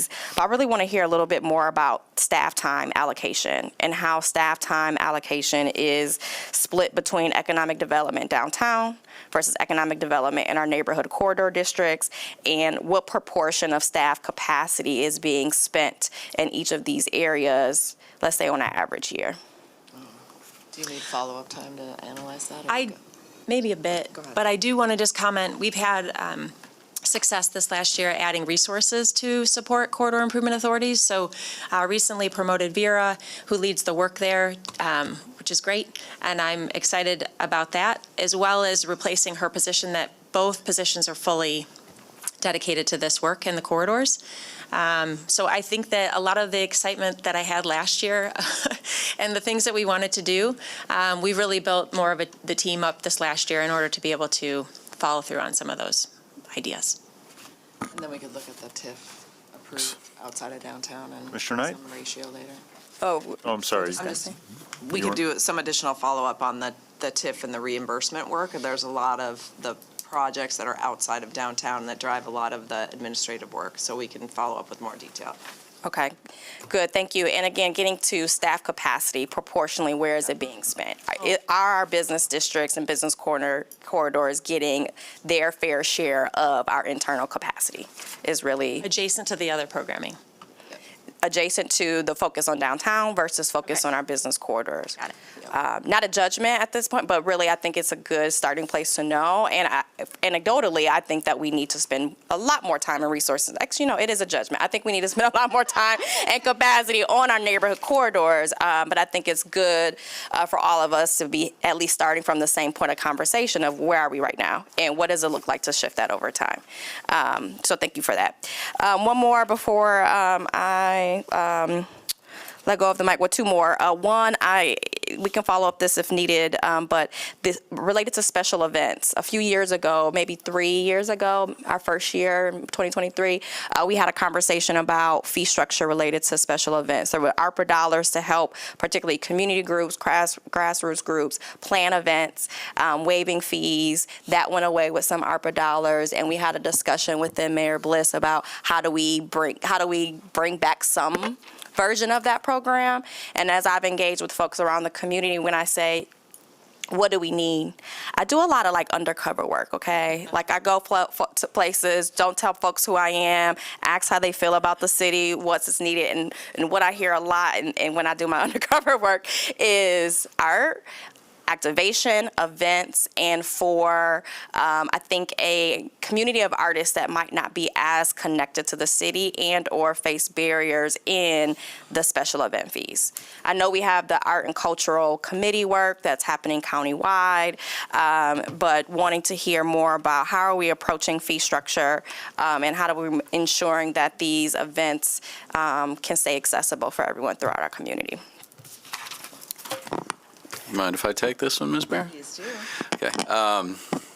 This is one of those areas where it crosses over. Special events reports up through me, but it's part of economic prosperity and affordability.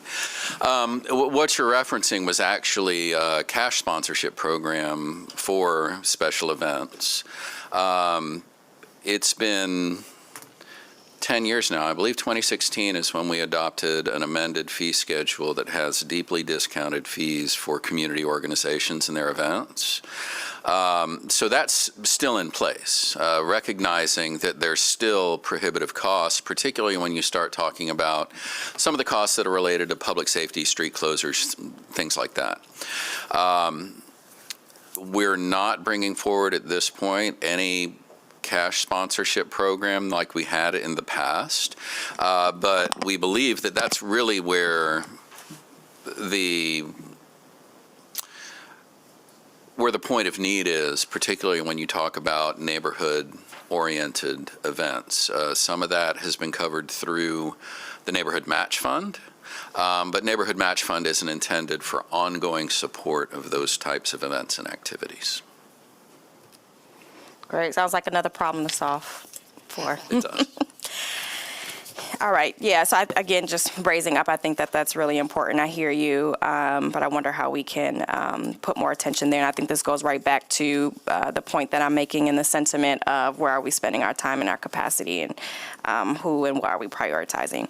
Last comment is related to the Third Ward Equity Fund. I know we'll have continued conversations around this, particularly as it makes its way back for specific approvals. But one thing that I really want to see, and I think we've talked as a group here on the dais, off days, is the importance of supporting our neighborhood associations. And so through this budget, whether it's from the equity fund or elsewhere, would like to see and think we need to pull support for our neighborhood associations. We need to rebuild the infrastructure that existed decades ago that helps liaise to City Hall, that helps connect folks with services, that helps be an advocate and an extension of the work that we do in terms of constituent relationships and community engagement. We've also been talking for at least the last 4 years, and even more recently, around the community level trauma that happens when bad things happen in our community, right? And I think the last few months and even the last week brings up some really great examples of that. These are not individual, these acts, and when someone dies of gun violence, it's not just that, the impact of that is not just isolated to that individual. Obviously, the entire community is impacted. So we talked about creating some sort of response plan, almost akin to emergency response, right? That we might deploy for a flood, but some sort of emergency response when community level violence, community level trauma happens. And so I think there might be an opportunity to leverage the funds from the Third Ward Equity Fund to pilot some of that, to get that off the ground. And I think particularly right now with the timing and recent events and world events, that is especially salient and needed. So those are some of my initial gut reactions to the proposed investments for 2025 for the Third Ward Equity Fund. Is certainly neighborhood associations, emergency response, and I think Commissioner Kilgore will follow up with a few other parts of our conversation. Thank you. Commissioner Knight. Thank you. Thank you for this presentation. Commissioner Perdue hit on some of the things that were really important to me as well. The arts is my sweet spot. And so really making sure that we're thinking about how we're supporting those things. And I think what's running through my head when we talk about the fees, like, you said some of the fees were reduced for different things around security and applications, but it's still really exorbitant. I mean, when it's $900 just to rent a park to do an event, all those dollars seem to add up. And then now I'm thinking about the Neighborhood Match Fund.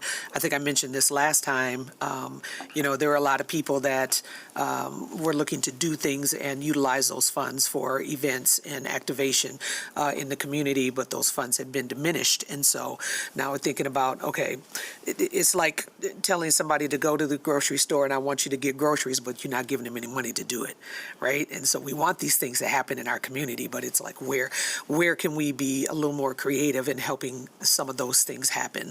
I was happy to see the money that is helping to support the RX Kids. I know that press release is going to happen in another month or so in our community, and I think that's really important that we continue to support that. I was thinking about the money that was allocated for the safety kind of infrastructure, sidewalks, flashing beacons, things like that for the third ward, and it is needed. Just wondering why that amount has to come from the third ward equity fund. Just a question. Because to your point, some of these other things that we want to happen in the third ward, we want to be really specific about where that money is going and how it's supporting that infrastructure and that growth over in that area. So, I mean, $600,000 just seems like a lot. I'm not saying it's needed. I don't know how much it costs to put in a flashing beacon, so. We agree, Commissioner. Okay, okay. So, I know that's y'all ward, but, I saw it.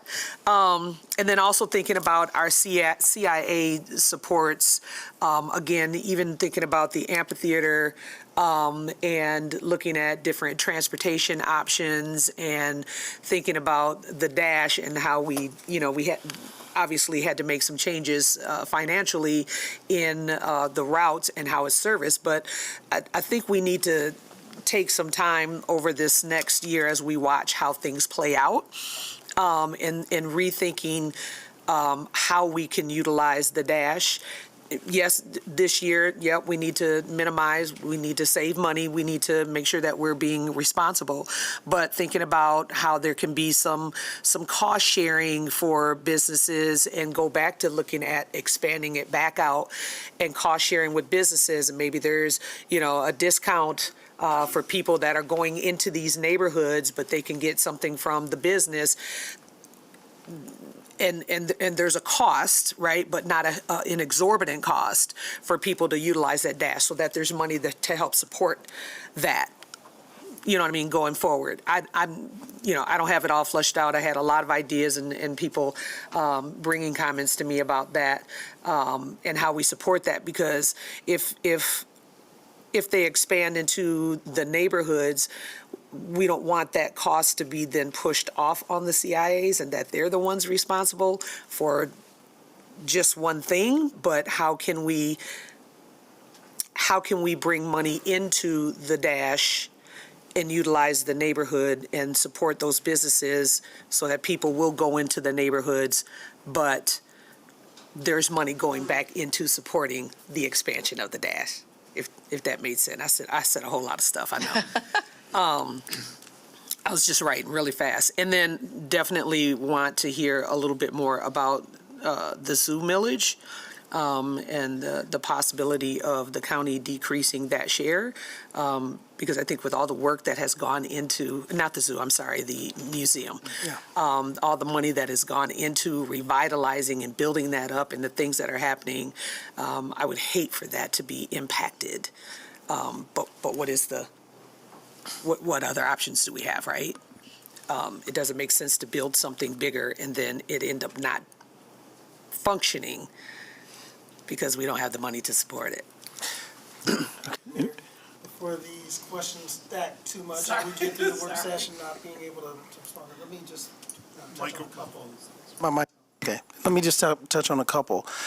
So I'm interested to hear from Commissioner Kilgore, but relative to Third Ward Equity Fund, we can reallocate among the different areas and make those adjustments. I want to be clear, though, once the budget's adopted, where we land.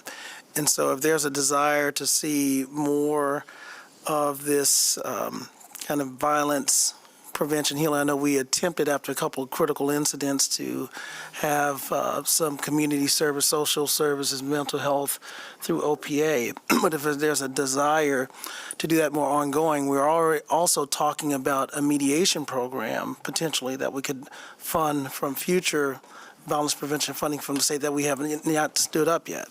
So I think we need to assess whether there's some synergy or prioritization of the two. But in the interim, if there is a preference to particularly focus that on the Third Ward, perhaps we can do less in pedestrian and traffic safety improvements to move some of that funding for that effort.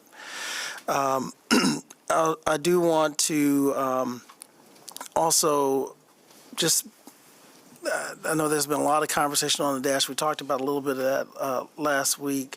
And Commissioner, I understand what you are saying about the potential to expand it, but if the corridor improvement authorities find it of value, we certainly would want to talk to them and see if they would be able to cost share. I know at one point the DID was it DID or DDA? Both the DDA and the TIFA were former part of it. Yeah. Yep. Sorry. So if the other authorities are interested in a similar program, we're happy to have those conversations moving forward. Thank you, Mr. Kelly. And I do think, Mayor, if I know other commissioners haven't commented yet, but Mr. Dale Robinson, I'm not sure how long we have him this morning. Would you permit him to address at least the commission on the update on what's happening with the millage? Okay. Yeah, I think that'd be appropriate. I do want to point out, I think your point about the corridor improvement districts is well taken. I mean, we just saw the numbers up there. These are mechanisms now which are generating real revenue, significant revenue across the city. And if they are in fact intended to be supporting corridors and business corridors, and public transportation options are useful for facilitating connections, I think that's an entirely appropriate place for those to discuss those funds. If, after all, we're trying to support businesses and we have a tax capture mechanism for entities that are supposed to, by their charter, support businesses, and that's something that we can facilitate. I think that's a conversation we ought to have about how those funds are allocated. I will also be, as Mr. Robertson waits in the wings momentarily, just point out for the public that we're in the middle of discussing a renewal of a millage, which I believe it was 10 years ago. How long ago was the first millage? 10 years ago, was allocated very simply 50-50 between the zoo and the museum.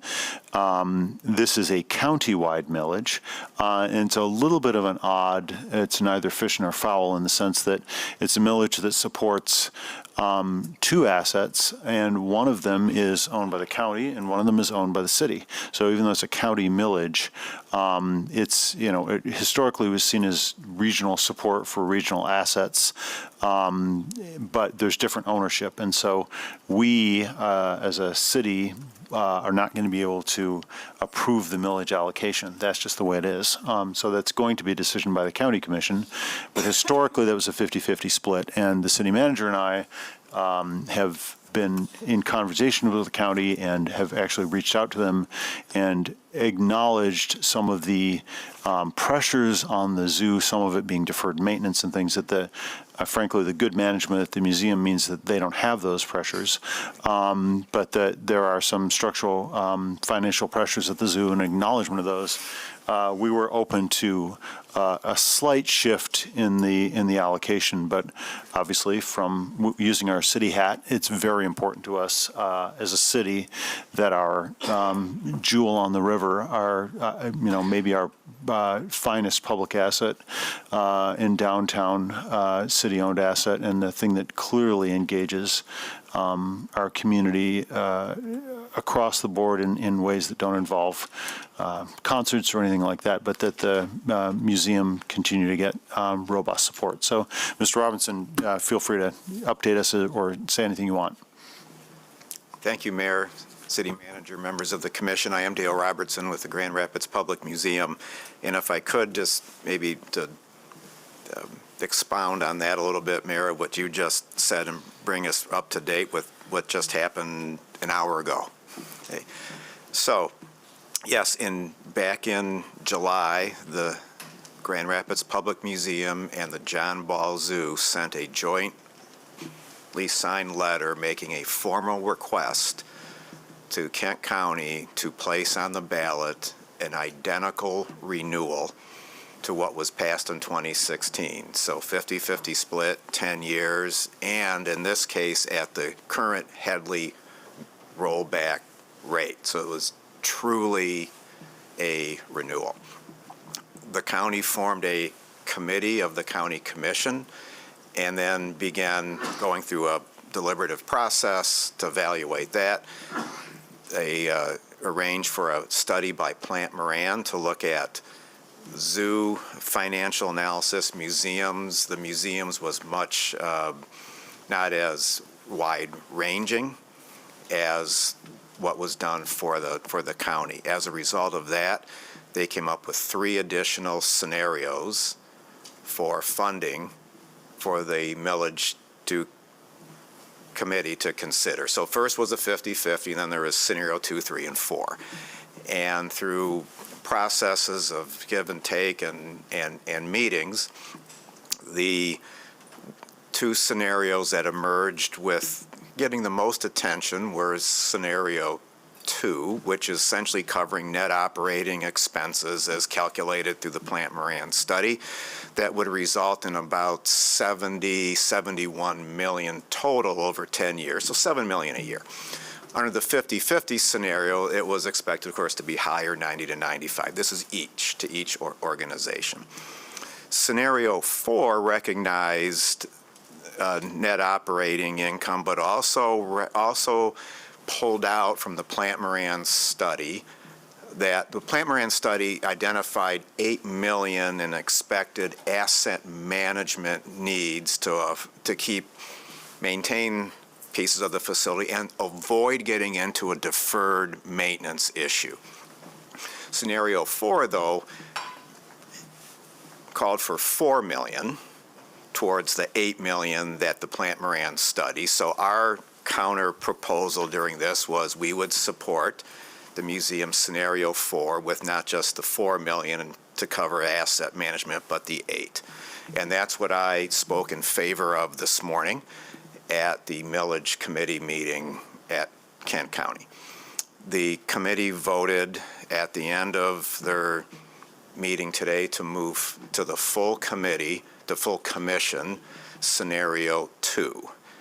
And so it is the chair of the discretion of the chair of the county board once the recommendation comes to him of where to go. It could go to standing committees, but he is going to move it directly to the county commission for action on Thursday's meeting. So that's the extent of where we are. So if it goes on the ballot Thursday and then is supported by the voters, there will be a continuation of funding for the Grand Rapids Public Museum to the tune of about 70, 71, maybe more if SEVs continue to rise over the next 10 years. That is designed to cover our operating expenses and is roughly about what we're getting now, last year or 2. Thank you. City Manager. So just to clarify, so the funding level would be the same, but the split would be, what ratio would the split effectively be then? Yeah, so they did not do it based on the last, so 10 years ago was a 50-50 split. You know, the language said to be split equally. They have not set it up that way. It's according to a formula. Now, our CFO, Karen Wilburn, is here, who may be able to explain more about the formula, but all that is laid out in an MOU that will also be approved by the county commission on Thursday. So the exact ballot language, I haven't seen. I don't know how exactly it will convey that. Well, maybe we can follow up, Mayor, just practically, it's less than 50%. It'd be good for the public to know what percentage. Correct. My sense is it's about 39-40% probably of what the expected revenues are. So 3961 instead. It ranges. Come up to the mic. Yeah, come to the mic. Karen. Come up to the mic. Public record. Hi, I'm Karen Wilburn, CFO of the museum. The range, it varies every year. They did it based completely on projected NOI. So it ranges from like 33% to 39%. Okay. So something like 1/3, 2/3, rather than 50-50. Okay, thank you. Commissioner Perdue and then Commissioner Kilgore. Just a question on this, because I know part of the concern is that, when this was brought to voters, they expected a 50-50 split renewal. So how is this action possible where that could be taken away after after the election, after residents vote on something like this. Well, we haven't had the election yet, City Clerk. Sorry, you wanna- yes. Yeah, it's a question of what language gets put on the ballot. So we're in the putting, so nothing's been voted on by the voters, and it was 10 years ago, but, and correct me if I'm speaking out of turn here or inaccurately, but essentially we're talking about what ballot language will go up for the millage renewal, which. Okay, because when you said it was presented as just a standard renewal language, I assumed we were past that. When the county commission chose to engage Plant Moran, they also engaged attorneys. And the attorney's opinion was that the current language is not specific to a defined split. So the only language that's required in the renewal is the language that reflects the purpose of the millage and the amount of the millage, and not a specific split. So that's where that conclusion came from, is that those two things could be decoupled and it would still be a renewal.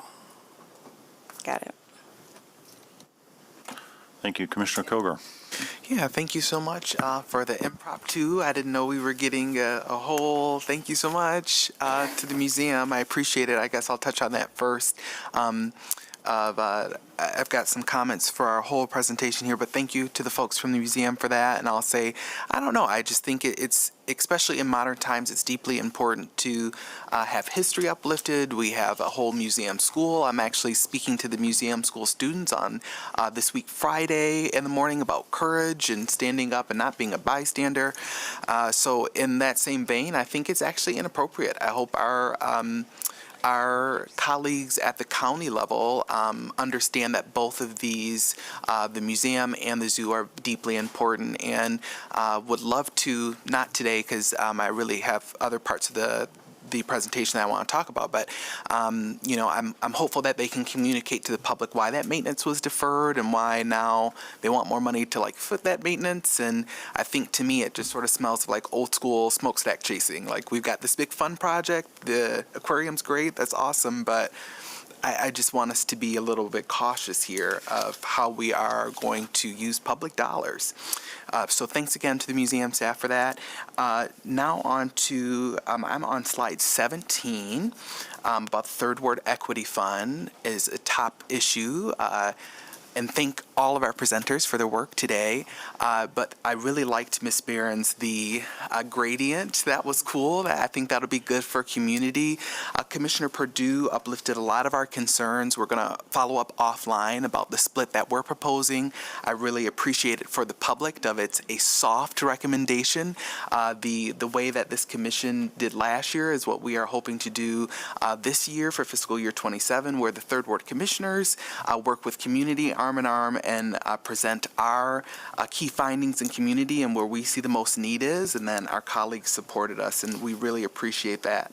So if you could, Ms. Behrens, for the public to have more clarity. So we've had a lot of communications about groups of, it's been hundreds of individuals in the Third Ward who are working on some street calming measures, specifically a four-way flashing stoplight at Kalamazoo and Adams, and then a flashing crosswalk at Kalamazoo and Hancock or Kalamazoo and Ewing. So tentatively it's there, but if you could just explain that process in a short way here for community, because it's a little bit, we've done all this organizing, we've had multiple meetings with staff, and they were a little like, where is it? We don't see it directly. So could you speak to that? Sure, a little bit. So as part of our, and I'm looking backward to see if Jessica's here. I'm going to keep it at a high level so we don't go too far down the path, and then Jessica can clean up or we can follow up in writing. But generally speaking, so we had a request through our traffic safety program to do an analysis at Kalamazoo. We do some studies there. We figure out what's actually happening with the traffic,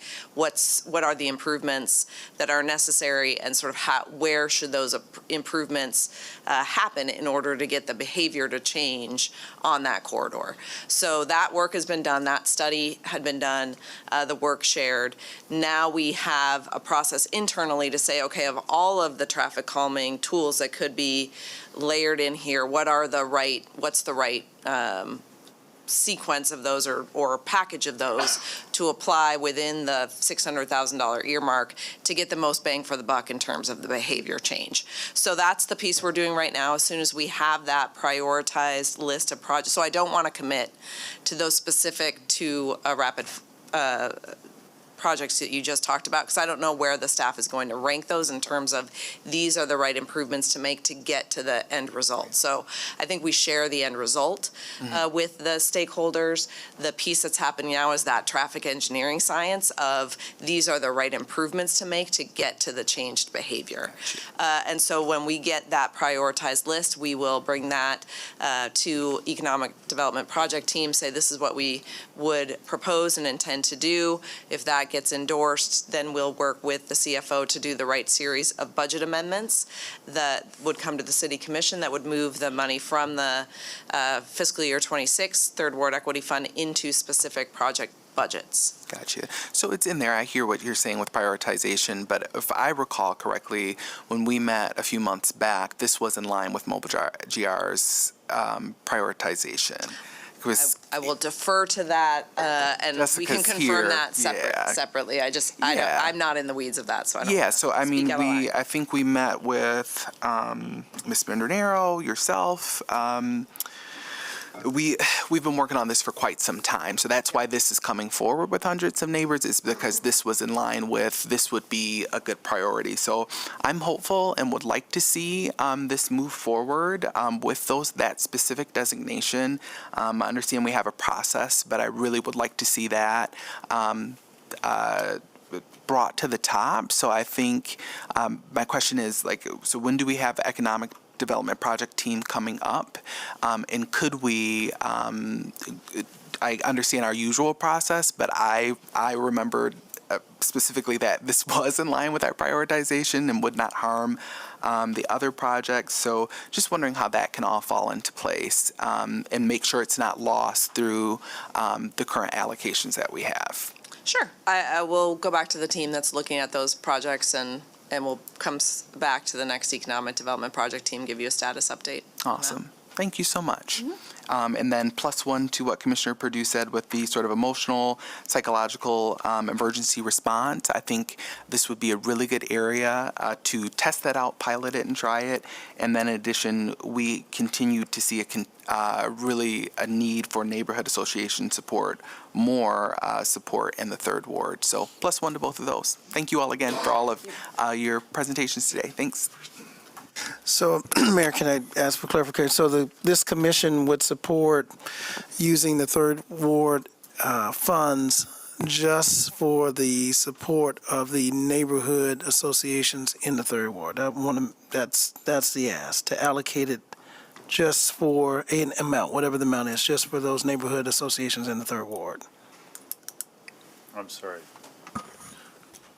Both Third Ward commissioners have asked to use the Third Ward Equity Fund to bolster neighborhood associations.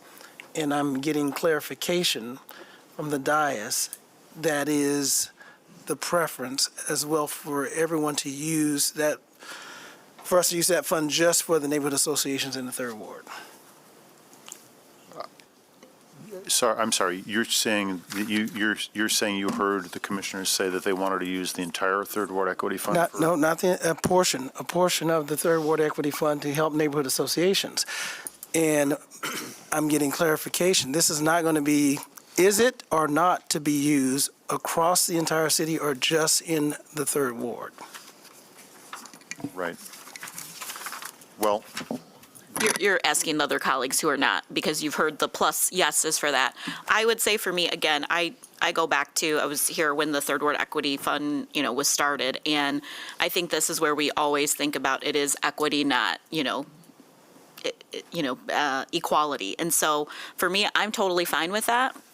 I know we've had, and I appreciate also community development when we had our subcommittee, that we had just some opportunities of how we could support non-neighborhood associations, knowing that some of that infrastructure needed to be there. So I would support that as a non-Third Ward commissioner. I think that's the clarification you're looking for, city manager, as, obviously this is all being baked in. So I could absolutely support that. Thank you. So I'll say, as someone who was on the commission when some of these neighborhood organizations were collapsing a couple decades ago, that I do think that there has been weakness in neighborhood organizations in certain parts of the city, and some of those are in the third ward. So I do think I do think I'd be supportive of that. That being said, I think it's worth pointing out, and I want to get back to this, that just naming that I frankly think that the concept of a third ward equity fund is could be done better. I think if what we're trying to get at is focusing on areas with poverty and lack of equity, that we have 11 census tracts that are relatively higher poverty census tracts, and the minority of those are in the third ward. The majority are actually in the first ward. And so I think that as I look at like the South Division corridor and the Roosevelt Park Neighborhood Association, which are not in the third ward, and where there's real need, I think it would be better aligned with our values if we were to have a fund that was focusing on census tract analysis and not simply by ward. And frankly, that's partly because I think there are parts of the third ward that are not in need at all. So I think we could have, if we had something called, I shouldn't say not in need at all. Everyone has need everywhere. But I wouldn't think that anyone would think that, for example, the areas east of Breton Street, for example, and south of Burton have the same kinds of needs as the areas more proximate to downtown, but I think that that's also true in first ward areas. So I think there's a broader conversation to be had here about how to align and define the funds, and maybe this is not the time for that as we're in the middle of the budget, but I do. So that's a long way of saying yes, I would support help for those neighborhood associations in the third ward with third ward equity fund. But I do think that this is something that if our values are to support areas of greatest need, we should be having a conversation about how we redefine that funding mechanism. Commissioner Belcheck. Just speaking to this point, I will remind us too that the first ward actually has neighborhoods of focus all the way up 131 and through the Harrison Park district. So there's several all the way up there. But in terms of the third ward equity fund discussion, I think this is an example where our commissioners understand their neighborhoods and their wards the best. And it is one of those things where we are all representing our area and we all are doing understanding our community. So this is one of those times where I believe deferring to the people who work and live and represent those neighborhoods is something that we are meant to be doing. That's something that we do as colleagues. So I'm in support of the discussion that's been brought forward by the third ward commissioners. Okay, so Commissioner Knight, the last non-third ward person to be heard. Yes, and well, I was from the third ward too.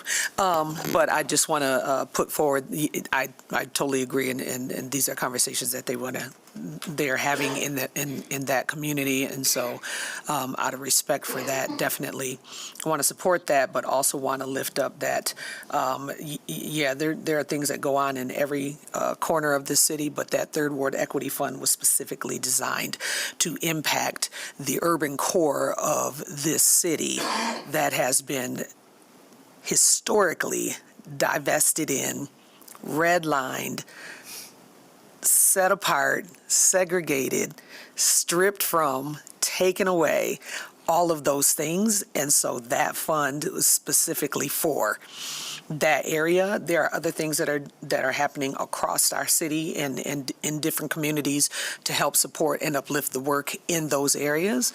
But I don't think we need to take away from what we know has happened in this community over a number of years, and to make sure that we are continuing to support and finding ways to invest in, to beautify, to uplift, to create areas that are just as supported as some of the other spots in our city. So I just want to make sure that we name that specifically. Mayor. Yeah, Commissioner Perdue. And I'll just finally add, thank you all for that support. I do agree that we do need a larger, almost anti-poverty strategy is really what you're talking about with neighborhood of focuses.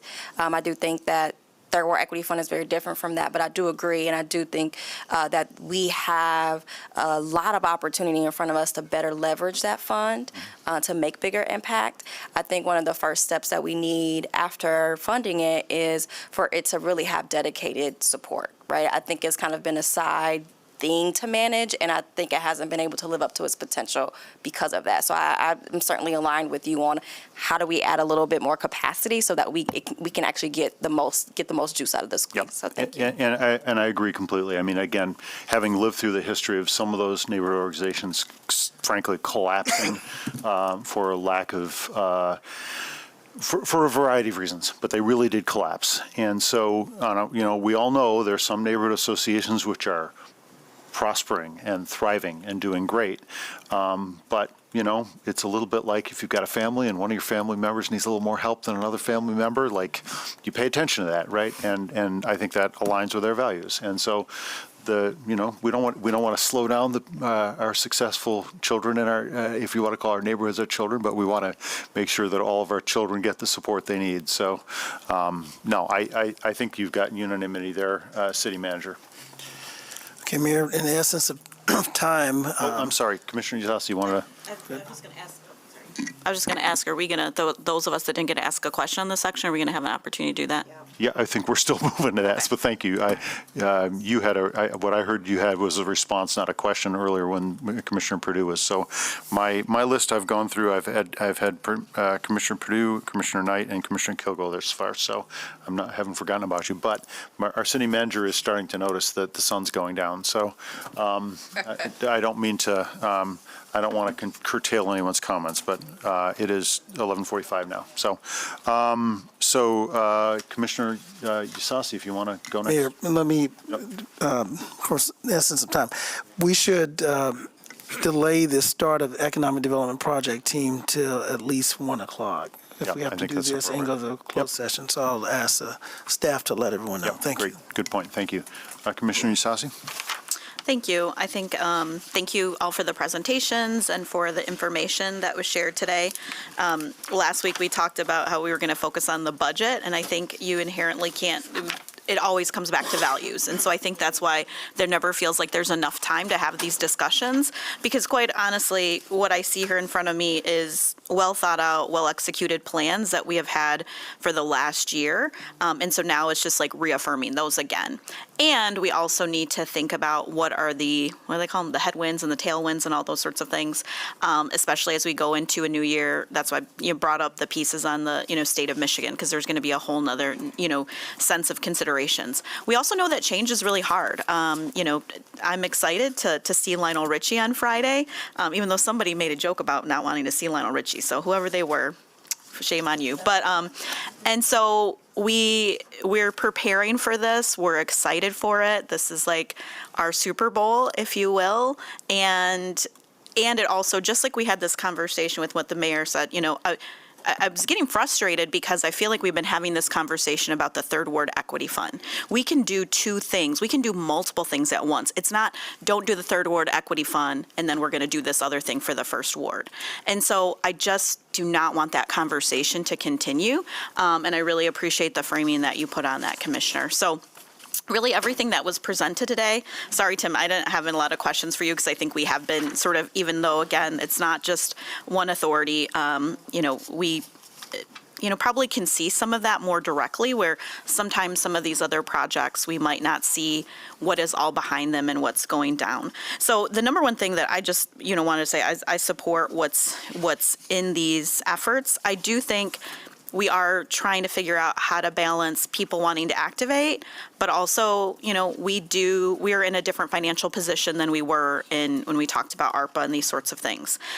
We, I think, have to continue to ask ourselves what is, as, sorry, Dale was going to point to you, but you're not the one with the $40 million deficit in maintenance. But I think we have to think about our own entities, right? So the park, what are the things that, or not the park, but parks, what are the things that we have to do while we want to balance things being affordable to people? And affordability means things in a lot of different ways. So the number one takeaway that I have is I think we need, with our small business supports, this is going to be a number one priority piece for me. The reality is, I think the question was, Commissioner, are we spending the same amount of time for these smaller groups? And I think actually, and I don't know how we would figure this out, we are probably spending more time with smaller businesses and in smaller districts. It's just the virtue of it, I think, because of a larger firm has more people inside of it to be able to support it. So I think about the loans that we write at Grow. It takes us more time to do a $10,000 loan than it does to do a $50,000 loan. So I think your line of thinking, I would support that. I want more supports for small businesses. And I think we are providing supports. It is really challenging to have a small business right now. It absolutely is. There's no way around it. There's so many things, and I'll send you all, a piece there. But even like the state of Illinois, I think one of the pieces that I'm the most excited about is the revolving fund. And I think we probably haven't clarified that, but it somewhat is clarified that would be for third ward businesses as well, because that was that allocation. So let me also say that. The state of Illinois is looking at $1 million that small businesses are just struggling with predatory lending. So I think for us, we need to maybe not go so wide in the small business side, and we need to go a little bit deeper. We need to have that T, because access to capital is going to be a continuous challenge to these small businesses. And if you think about it, the corridors are going to be a little bit different, like our North Corridor, because we might manufacturing or other large, a large hotel. These are Main Street retail restaurant businesses that are experiencing it. And so I think what I'd like to see sort of continuing with these small business supports is, what do we learn from this revolving fund? I think this is a good opportunity for us to say what is helpful or not. And also try to understand, because predatory lending in small business is not talked about, certainly not talked about in the commercial and, the individual side either. But I think we're going to have to go a little bit deeper for some of the outcomes that we all want to see. One, I want to say thank you, the small business supports. I know we have an economic development department, but let's not forget all the other folks that are, in these other departments. Just last week, this was a really successful event. I think Mr. Hardy and Mr. Hills brought in almost 500 businesses to do business with the city of Grand Rapids. That is amazing. And I know that they're already thinking about what that goal is going to be for next year. And so when we look at what cities can do for small businesses, it's going to be programs and it's going to be policy interventions. A lot of the programs, we're already doing it. You guys, Tim, you guys have the retail incubation and those sorts of pieces. We've had, some other piece. Zoning is another big piece. So I just wanted to remind us of this. I think sometimes we're like, what's the next thing we can do? And we're also doing a lot of the things that people are writing about other cities that they're instrumental in trying to build these small business corridors. So I would just want to say, it's not that we're not doing stuff. I think it's just really, really hard to have a small business right now. So I just wanted to focus on one issue today instead of a whole bunch of other ones, just because I think there are a lot of good investments that are happening. I also want to just say thanks, the infrastructure pieces. I know our engineering department has worked really closely with our corridor improvement authorities regarding these, our islands, bioretention islands that people either love or they hate. And so just continue to look at the infrastructure, like when is it the responsibility of the authority, and also when is the right time to wave the flag and say this is like a structural issue that we can work collectively together. So I don't think it's ever one or the other. It's probably going to have to be a bit of both. So thank you.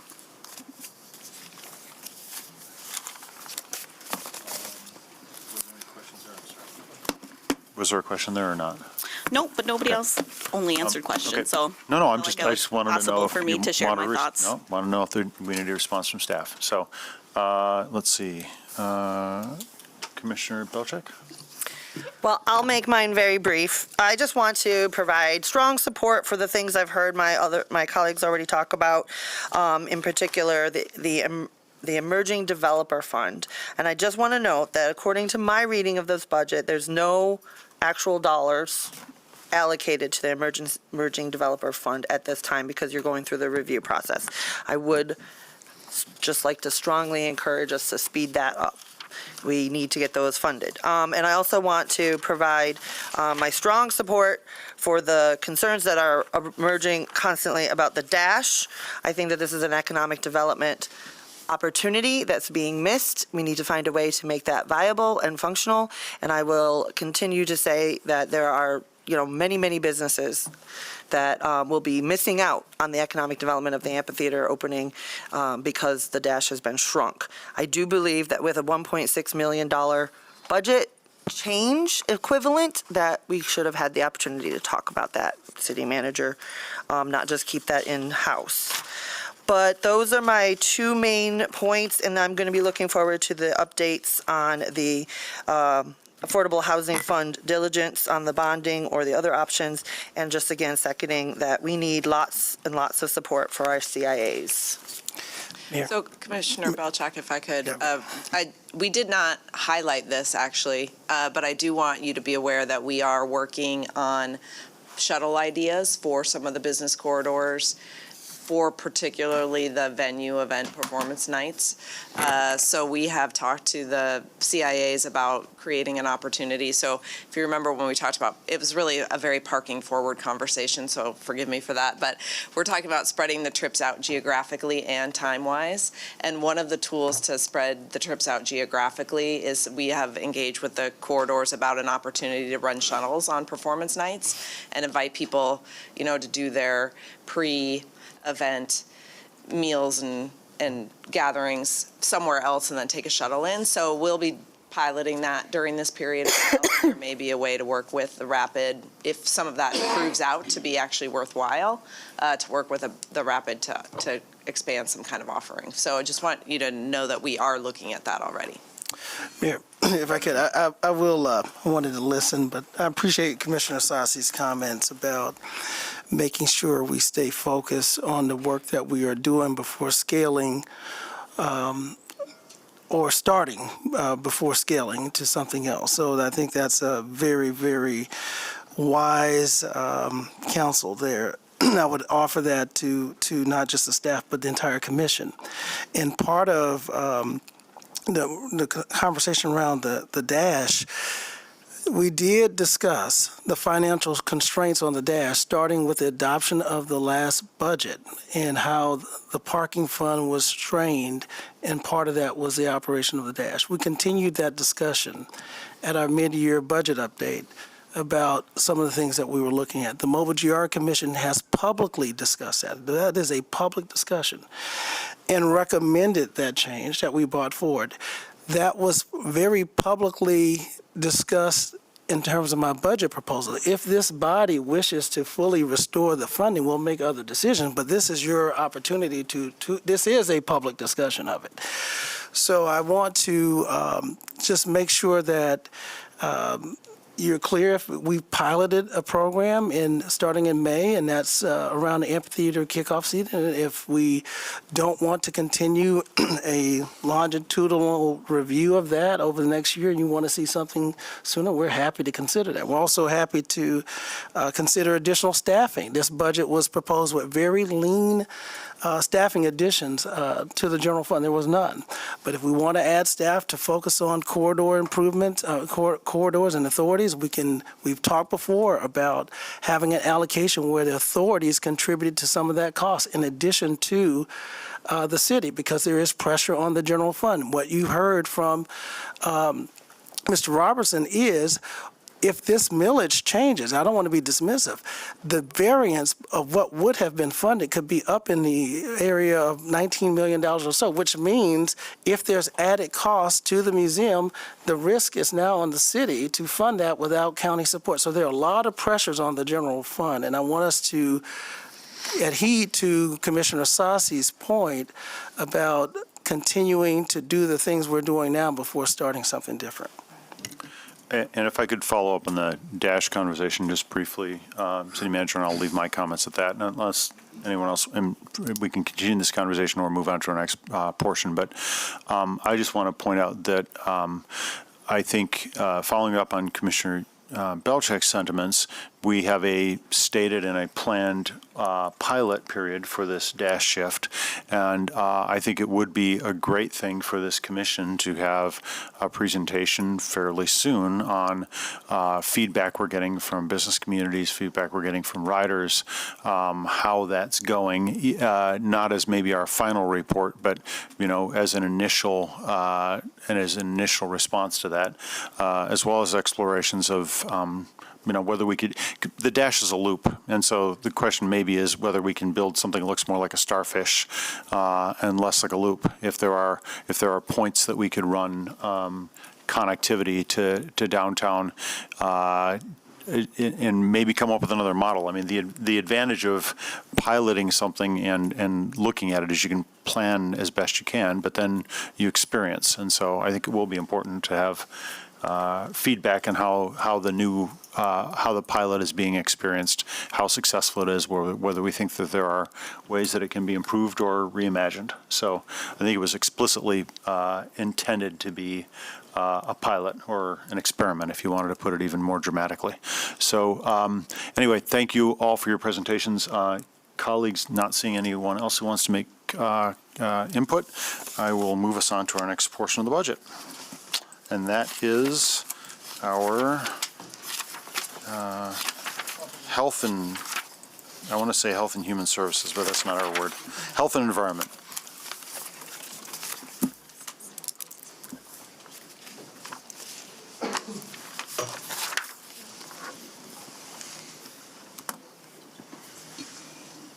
Thank you, Commissioners.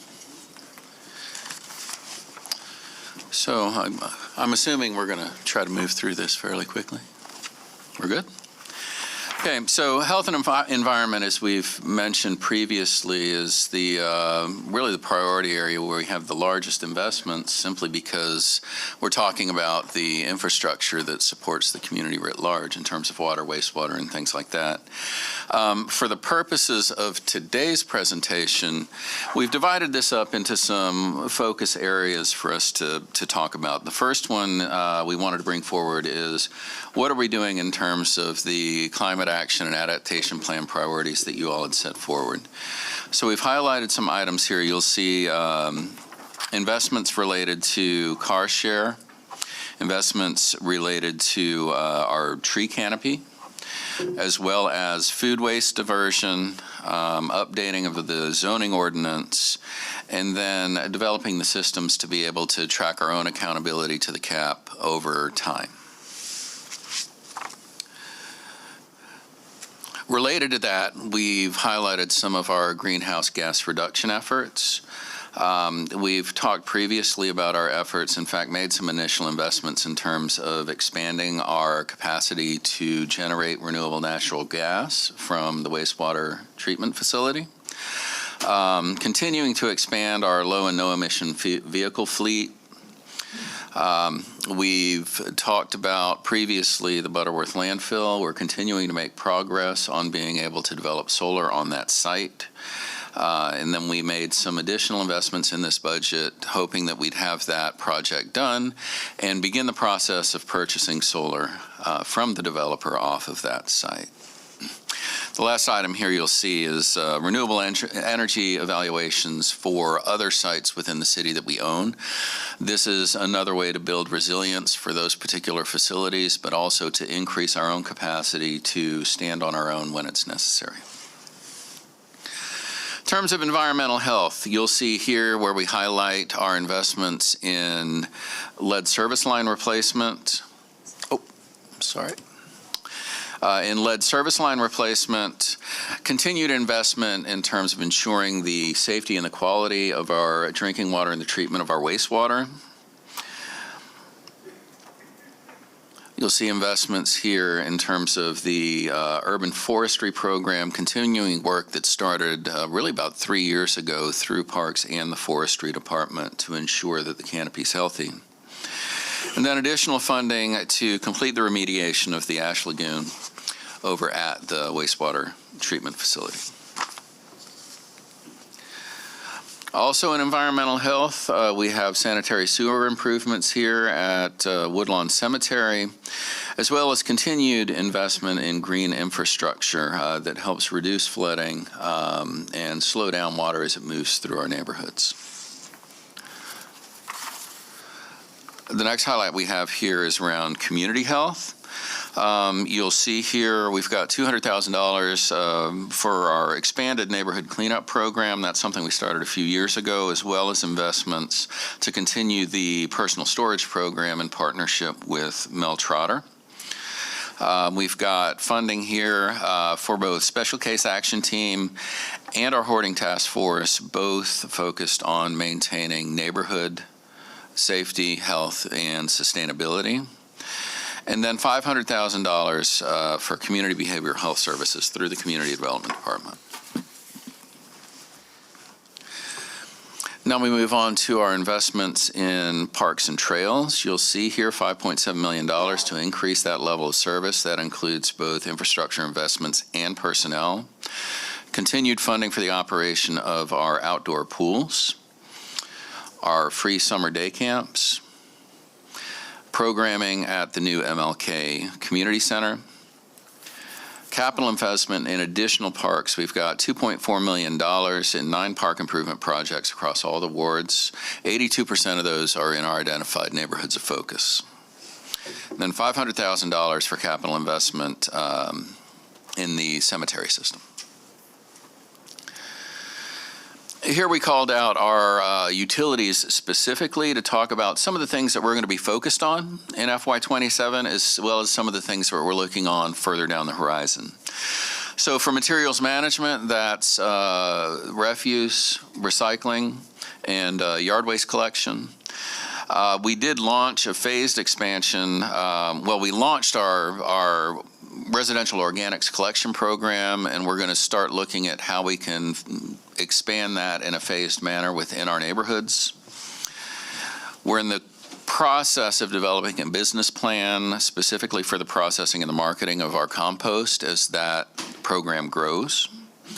Exploration of biochar production. So that's a way of creating productive reuse from the yard waste and the tree waste that we collect at the Domtar facility. And then continuing to invest in additional marketing for our residential services. That's something that we talked about after the conversation we had last year in regards to single hauler collection. Looking on the horizon, there's ongoing discussions that we're having with Kent County and other partners, including Vicinity, on broader waste diversion and circularity goals. We talked about biochar production, but also organics processing, potential opportunities for residuals treatment, and long-term visioning for the campus that we envision in between waste to energy, extending all the way to the wastewater reclamation facility.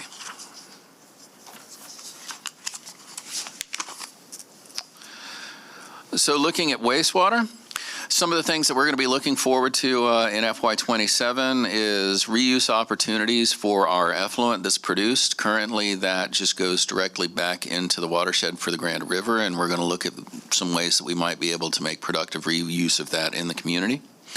Expansion of biogas production, establishing a long-term agreement for the processing of municipal sludge from the city of Wyoming. That's one thing that's contributing to the increased production in RNG.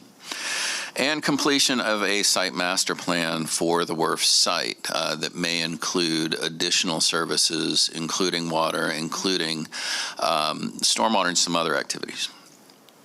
I want to highlight here that operational staffing, there is a request in the budget for utility aids and maintenance positions at the WRF that are going to help us continue to maintain, particularly with the additional production on the biogas side, but it also provides us opportunities to grow our own into our operator positions where we need them. Looking out on the horizon, similarly, there are some potential opportunities for partnership with waste to energy. Potential partnership opportunities with waste to energy, talking about the use of our effluent. We're talking about opportunities maybe to return that effluent over to waste to energy in order to assist with the cooling and take that draw out of the river. Also to look at disposal and treatment of our sludge and our residuals, which may have the potential for us to address two things, which is the cost of disposing of those residuals as it is, but also potential regulations around PFAS treatment. And then looking at waste to energy as a potential power provider, going back to wastewater treatment plant, which would allow us to minimize or eliminate the utilization of the gas generators that are currently powering the facility. Looking on the water side, we're going to be continuing our attention towards removal of lead service lines across all 3 wards. We're going to be supporting system expansion into areas where PFAS is contaminating private wells. That's a very present issue in the Cascade area right now that we're working through. Continuing the work, and I think there was an item that came to fiscal this morning in terms of our SCADA system. That is the brains and controls of all of our systems when we talk about both water, wastewater, also our traffic signals systems, so mobility is involved with this as well. Being or continuing to be a strategic partner with Vital Streets in terms of how we can align our work with their work in a way that most efficiently addresses aging infrastructure where we can. Similar to wastewater, we're looking at additional utility aid positions to be able to maintain our facilities, but also, again, to be able to grow our own in areas where we know that we've got difficulty just going out into the workforce and finding people to fill those positions. If we look at our horizon issues, asset management is always a priority when we're talking about the water system. That includes some investments that we know that we're going to need to make at our major facilities, the filtration plant at Lake Michigan, our pump stations, and our reservoirs.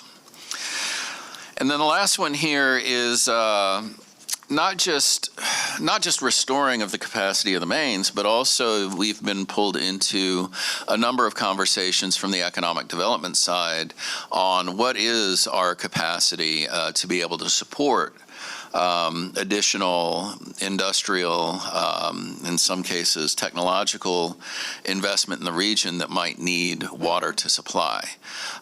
We feel like the most responsible thing for us to do is to ensure that our system is operating as efficiently as possible before we start talking about expanding our system potentially to be able to draw in additional water. And here, I'm going to call a little pivot. I'd like to defer to Wayne on this.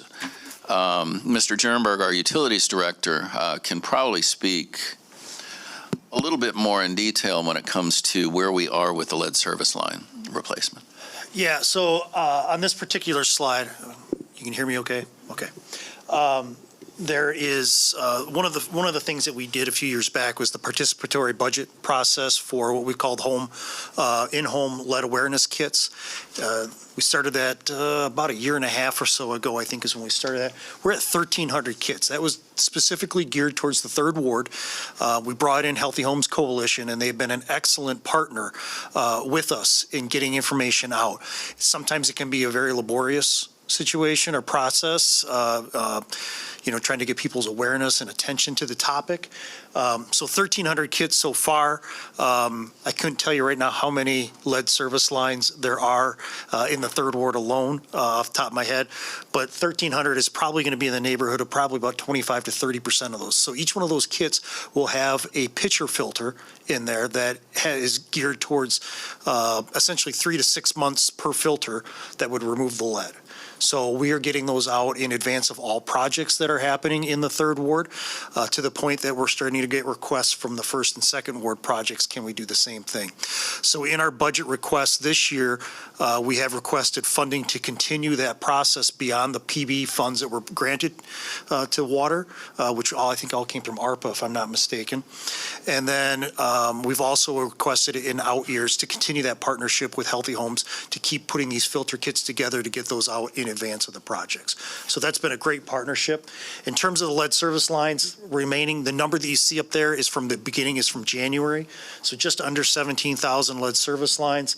Our lead and copper levels, copper is non-reportable. Essentially, it's a 0. And then the lead level at 7 parts is well below the action level that the state has currently at 12 parts. We're still waiting on federal changes to be adopted by the state, which would further reduce it down to 10 parts, but we're not really even in that ballpark either. So we're in a good spot.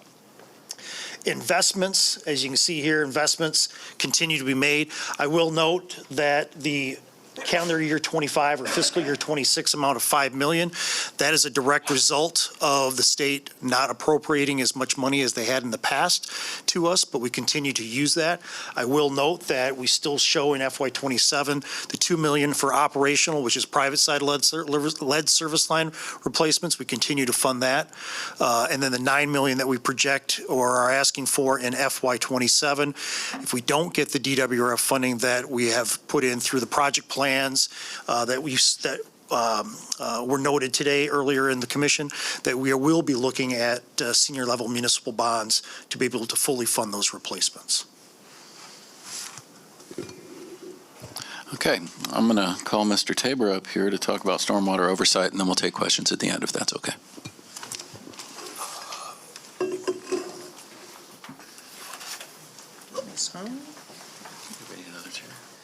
One short here. We'll adjust. Oh, slide down. Yes, Steve.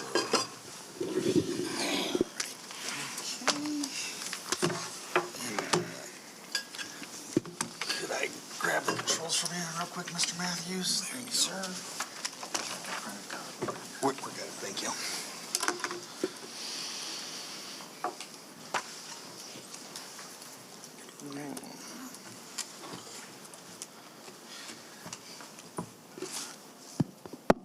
All right. Good afternoon, Commission. I am Dan Tabor, the Stormwater Manager. And with us today is Jack Barr, the Stormwater Oversight Commission Chair. I do want to highlight Mr. Barr has been with the Stormwater Oversight Commission since the beginning. So he's a tenured member. He's a principal of a local engineering firm, Nader Veldman Associates, dealing with commercial and residential engineering and development. So he's a valued member of our board. And our little saying here is slow it down, spread it out, and soak it in for stormwater here.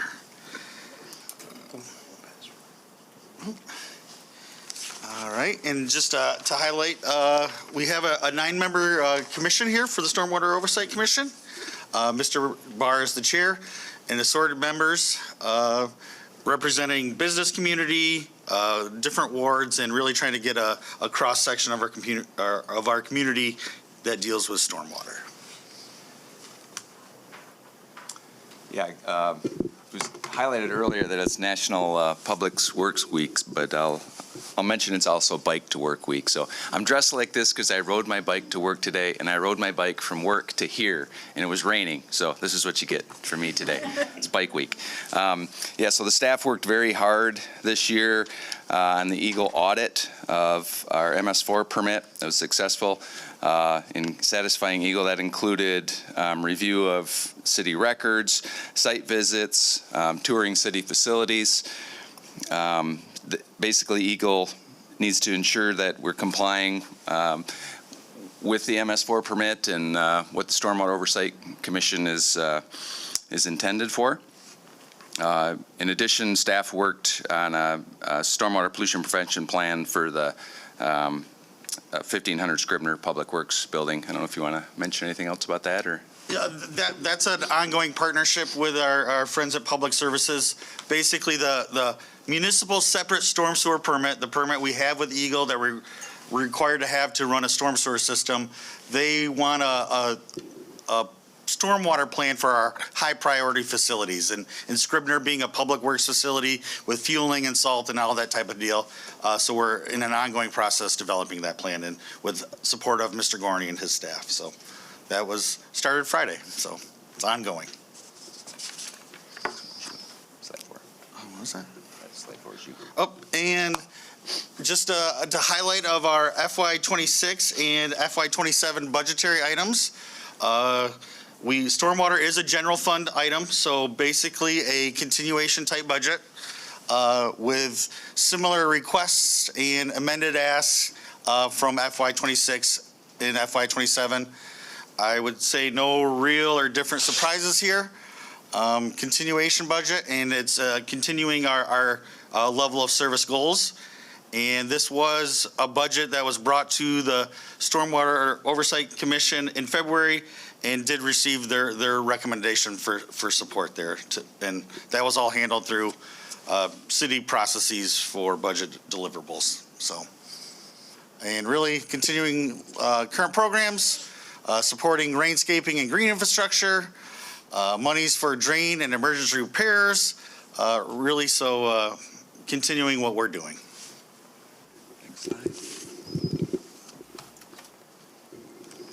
Here we go. So the next couple slides are just explaining our the things that we're focused on. So we're looking at level of service C, which is what we've always been focused on in the Stormwater Oversight Commission. Every meeting we have, city staff presents to us what they've done as far as visual inspection, video inspection, and then maintenance. So this first slide is the visual part of that. That can be with your eyes or with video inspection of pipes. On the left is the asset that they do this on, whether it's mainline pipe televising, catch basins, culverts, and ditches. And on the far right is the top is the goal. Second line down is the actual. So we're meeting our level C levels of service, with the exception being culverts. We're a little shy on the culverts for meeting the level of service. The next slide is the actual preventative maintenance items that come about after that visual inspection. At the bottom is the catch basin and manhole repairs, which a lot of times after that visual inspection or during a city project will identify specific catch basins or manholes that need repair. And there's not really a goal associated with that with Stormwater Oversight Commission level of service C, but we do keep track of that. We can see that we're meeting all of our goals for level of service C as far as preventative maintenance activities. Next slide. And yeah, and so we have 3 or 4 high-level goals for our Stormwater Oversight Commission, but that's really only tells a small story of what our collection system asset technicians, our CSATs, really the backbone of a lot of our maintenance work. So it's nice to see those guys out here today for the public works. But there's just a small snippet of, you know, they're repairing mains, they're fixing laterals, they're fixing catch basins. And, you know, these are the men and women that are out there at, 11 at night when we get heavy rain events or there's a sewer main break or things like that. So just wanted to give a sense of a few of the other activities that our staff is undergoing throughout the year. The next 3 slides have to do with the public education and engagement that Stormwater Oversight Commission, largely through staff, participate in. You'll see billboards during December through February as far as the SALT campaign to reduce the amount of salt usage. So we have data on that left-hand side of kind of the clicks and the reaches that we have there. Next slide. And as far as social media on Instagram and Facebook, we have posts about our Adopt a Drain program, Keeping Catch Basins Clean program, and also the statistics there on the impressions, reaches, interactions, and shares associated with those social media. Yeah, and just a side note, we, as fun and creative as us engineers are, we use a local firm, Well Design, to help with our social media content the last year and a half or so, and we've had really good responses, and people are sharing outside of our region, and some of our engineers are the actors at play, so it's been a pretty successful campaign, and we draw them in on like the funner Adopt a Drain and programs like that, but then by having more followers, like when we're expecting heavy rains or heavy weathers, we can almost use it as a preventative maintenance or emergency response type deal, like clean your catch basins. We have large storms coming, so we've tried to utilize those connections in a proactive way. And then the last slide on public education engagement is our Waterpalooza events, community engagement there, and then the home show where staff attends and tries to educate people on where our water goes, where it comes from. Yeah, and again, we've had great success with this, trying to reach the younger kids on various items. We found good luck with, getting to elementary and middle school kids, then they can teach their parents and help their parents. And those two kids in the photo those just happen to be my kids, so they're forced to come to work with Dad. And then as we start getting back to, I guess, some of the budget items, capital budget, we try to plan for a 5-year capital cycle. So really, FY26 through FY31, we're in the $1.4 million range, depending on various needs or project requests, but that's where we're landing at. And the budget is comprised of, end-of-life service replacement projects like fixing pump stations and, necessary work, but then also supporting projects throughout the city that are more towards, advancing the strategic plan and programs that we value here at the city. Just a few of the capital projects from every year, just to highlight that. We've had great success with catch basin lining programs.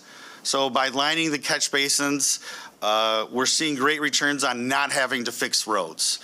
Because when catch basins fail, then it starts to eat away at pavement and you get bigger potholes. So really supporting that work. And then again, setting out a separate line item for major and local streets for VSOC capital support. So we get into road projects or find something unexpected, we have an opportunity to make it right, fix it the right way, and then not have to come back. Really adhering to that Dig One philosophy. And then other types of projects throughout the various fiscal years include, Plaster Creek stabilization projects, pump station improvements, daylighting. So really, the bread and butter of, I would say, stormwater and green infrastructure type work. So both maintenance type work and, visionary work. With that said, we work closely with Vital Streets. I'm on the Vital Streets Commission. We have a member from them on the Stormwater Oversight Commission. So really trying to do that work in tandem. Recently, Vital Streets completed a green infrastructure report reviewing existing green infrastructure in the city and provided us valuable recommendations on construction and maintenance practice. We've been doing green infrastructure, with Vital Streets heavy for its inception, so it was a good opportunity to look at what's working, what's not, what changes can we make, and what's more useful. So that's been a helpful report. And then also additional funding from Vital Streets for maintenance and operations of the green infrastructure. Everyone likes to build it. The hard part is taking care of it. So getting more attention and resources towards that. And as part of our metrics with Vital Streets, we have 2 main goals we look at. How much water we infiltrate. So we've surpassed that goal. The initial goal was 100 million gallons based on participation rates, and we're estimating 241 million. So we're able to infiltrate a lot of water, so that's been good. A goal we're trying to address more with green infrastructure in neighborhoods and additional projects is area treated. So we had an initial green infrastructure goal of treating 921 acres in the city. Currently, we're treating 441. So we get a lot of water, but we just need to capture more areas. So as part of the capital initiatives, have some larger scale regional detention systems, similar to ones we've completed at Mary Waters Park and Joe Taylor Park, but trying to look for the next one. And then also including leaching basins with all of our Vital Streets work and finding additional areas for that green infrastructure. As part of that, trying to get state, federal, local money. Earlier today went to commission for an acceptance of a flood mitigation grant from FEMA. So that's exciting work. That's focused along Indian Mill Creek up in the first ward there, basically from the Grand River up to the city limits up near Walker Avenue in the northwest side of town.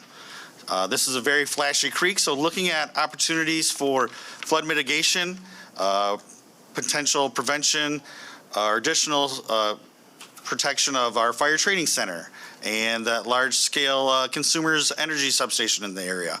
But as also part of this work, we have public engagement, reaching out to neighborhoods, reaching out to citizens to get their impression and feelings on how flooding or potential flooding can affect their life. So both an engineering component and a human component as well. And then, again, still going after those stormwater coupons, really always actively trying to pursue grants with Eagle, both for planning level items like developing plans for certain watersheds, but then also seeking actual monies for project implementation. We're, I guess, reducing our ask, or instead of having Eagle put in more money, we're trying to change the ratio 2 to 1 just to try to win those grants. They've been very competitive lately, especially money from the state being reduced in kind of these avenues. So really still going after those. And then this spring was really, really wet. So I just wanted to highlight and acknowledge that. I know on March 10th, we had a rain event.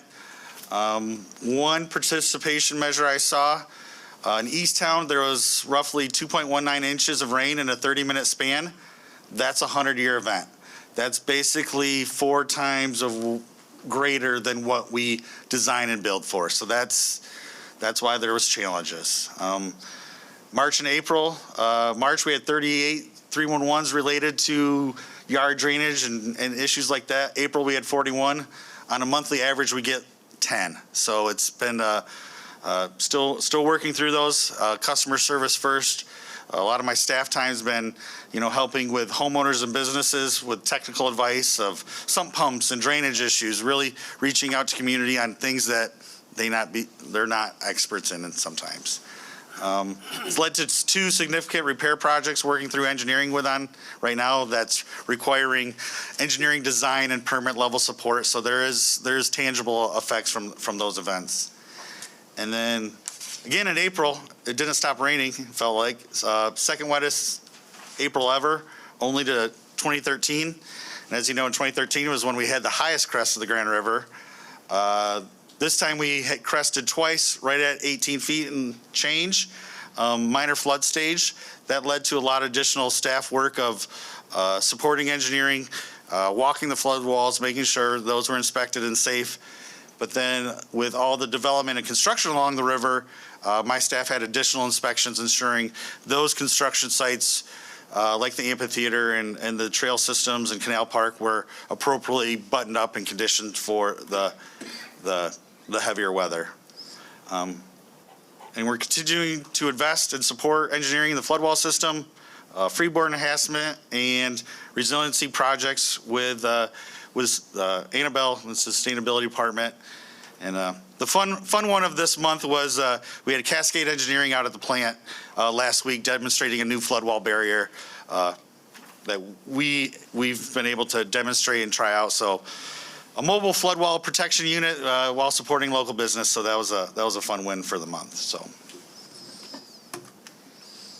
And then on that note, from stormwater horizon topics, adjusting to funding sources, including city fund adjustments, and really more so the less funding and grant funding available at the state and federal level is really on our radar.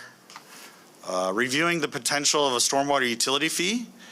Stormwater utility fee not only would dedicate monies for stormwater and relieve that from general fund pressures, but there's certain state grant opportunities through clean water. By having a dedicated funding source, there's different grants and funding opportunities available to you that you wouldn't be available without it. So that's a driver there. And then with Jack's help in the board, evaluating that level of service C. We've had that for the 14 years of the Vital Streets and Stormwater Oversight Commission, seeing if that's still appropriate and where we're at relatively to those goals. So. And I do want to add one more horizon item here. It's not related to the budget, but it's worth you all being aware of. Over the last couple of months, the Drain Commissioner has reached out to us, interested in transferring some Drain Commission assets over to the city. We're reviewing exactly what that looks like. It does seem like a disproportionate number of the assets that we're talking about are assets that are underneath structures. So that's an ongoing discussion. There's no budget conversation to be had this year, but I think it's worth you all being aware that we're having those conversations with the Drain Commissioner, as well as pulling the historical documents, getting the Attorney's Office involved to talk about that issue. Do we have any questions? Colleagues. Commissioner Belichick. Thank you. Thank you, everyone, for this really in-depth presentation, and it's necessary. This is an important but hidden part of our infrastructure. So I just want to start at the top by reminding us that we are in Mental Health Awareness Month, and so we've already had a few comments talking about that, but with, like, you know, how do we respond to critical incidents, gun violence, neighborhood health and safety, and I just wanted to highlight that because we're somewhere in here it said something. There it is. $500,000 for community behavioral health. I'm imagining those are our downtown services and things, but one question I would have is, like, how are we using that money or addressing it to, you know, address these critical incidents? We've had the neighborhood shooting in Roosevelt Park, and people are really struggling there with that, with feeling safe. So I wanted to throw that out there as a question. And while they get organized, I also wanted to mention that, thank you for highlighting the waste to energy triad that is, and going into that a little bit more. That'll be an ongoing discussion. And I am looking for my questions. Hold on a second. Yep. While you do that, Commissioner, I think that $500,000 is our contract with Network 180. Is that part of the whole response? This Bohatch is coming.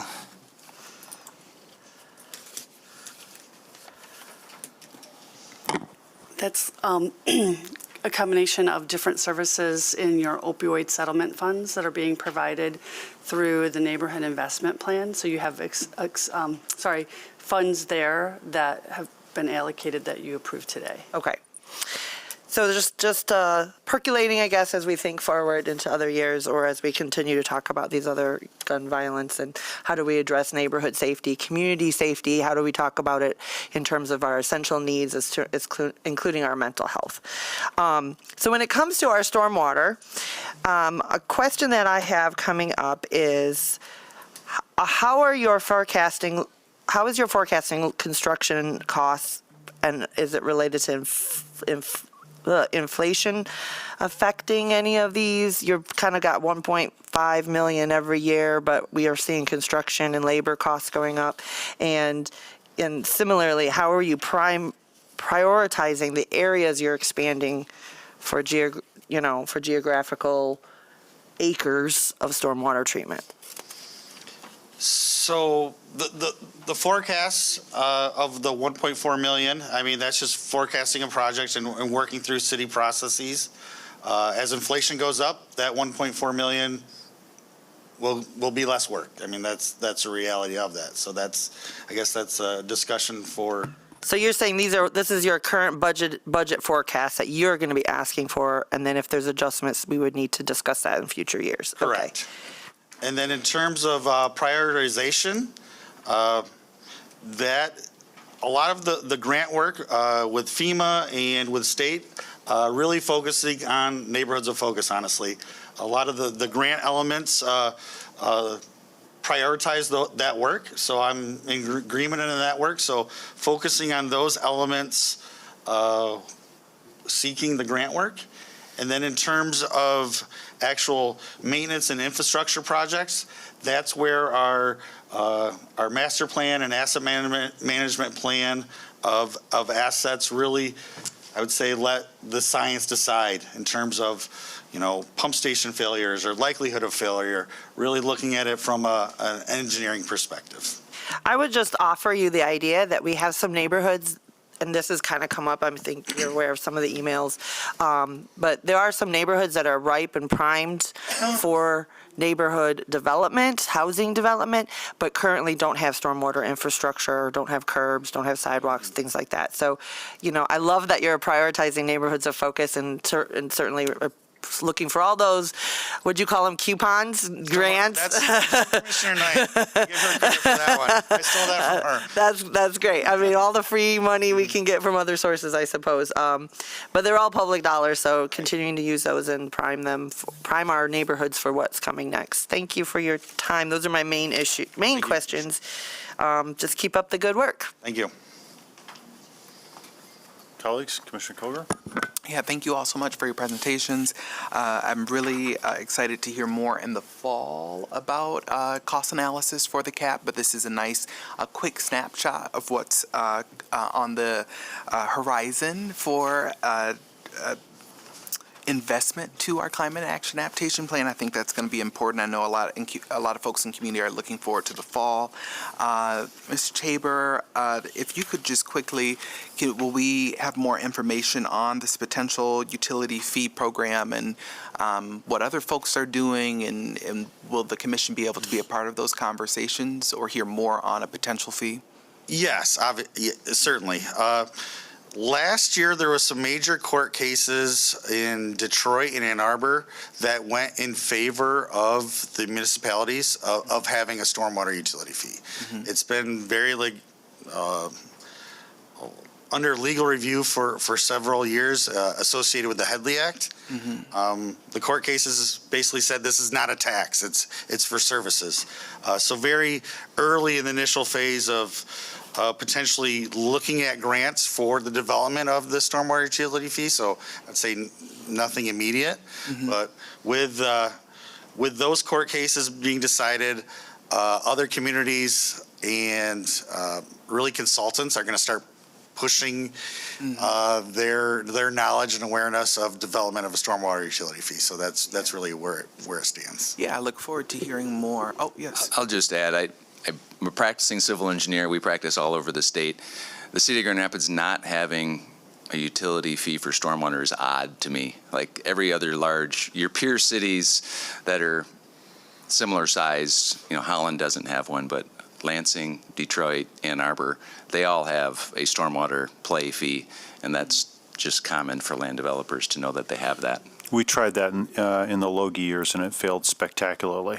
Right, and truthfully, yeah, it was the development of the CSO in the late 80s, early 90s.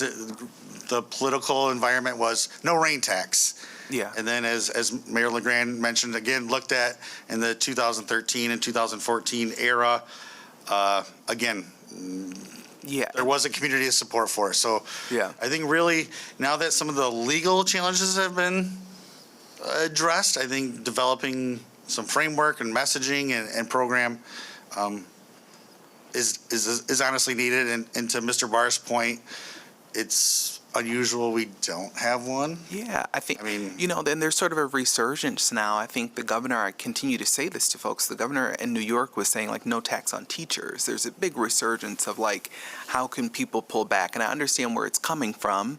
I think even the president is working on the federal gas tax, repealing that or having a pause on that. There's so many things where I think we're just trying to find some relief for folks. As we know, inflation is rising, wages are not.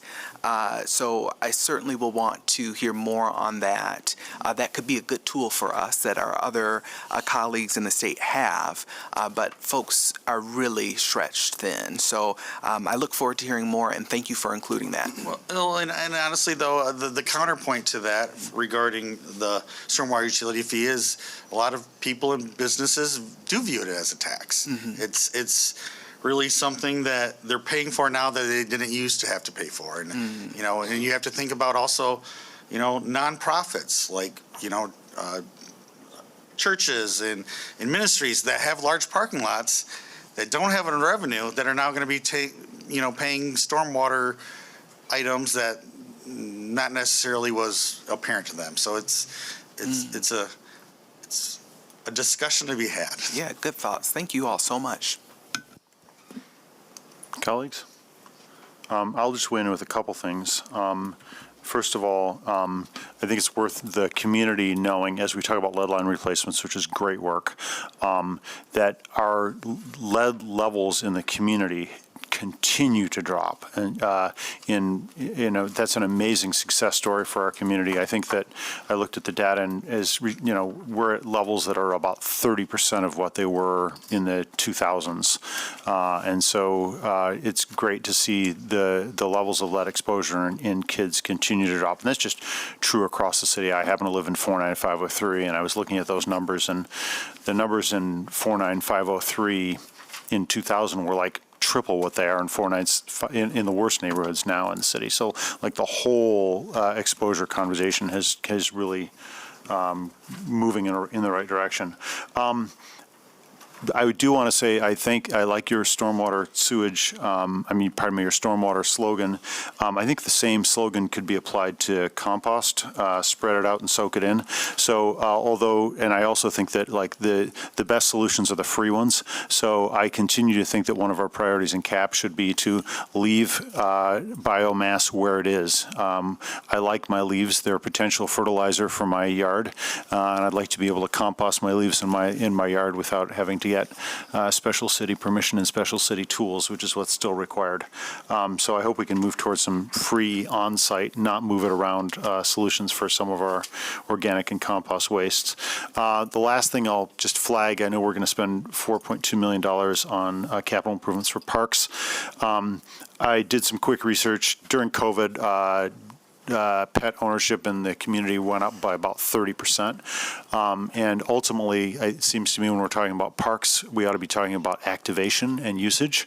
And so more ways we can constantly ask ourselves the questions of how can we make our parks meet the desires of the people in our community. So more pickleball courts, more basketball courts, more soccer fields, more things for people to actually be able to do. But one of those things is play with their dogs. And I don't think that our current model essentially relies on you stuffing your dog in a car, which is never fun, and driving to a dog park, of which we have 2 or 3.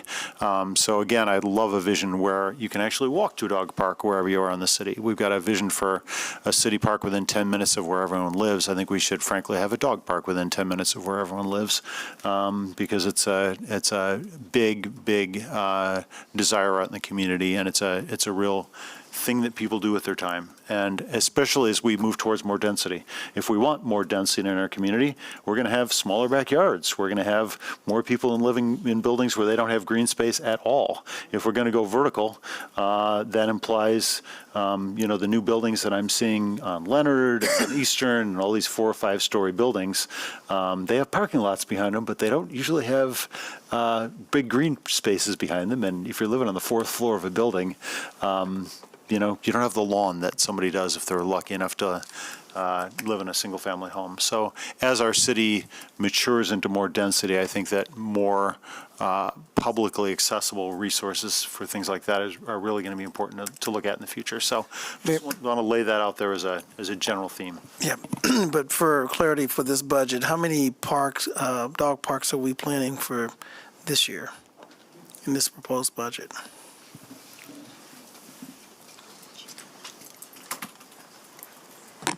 Good afternoon, Laura Claypool with the Parks Department.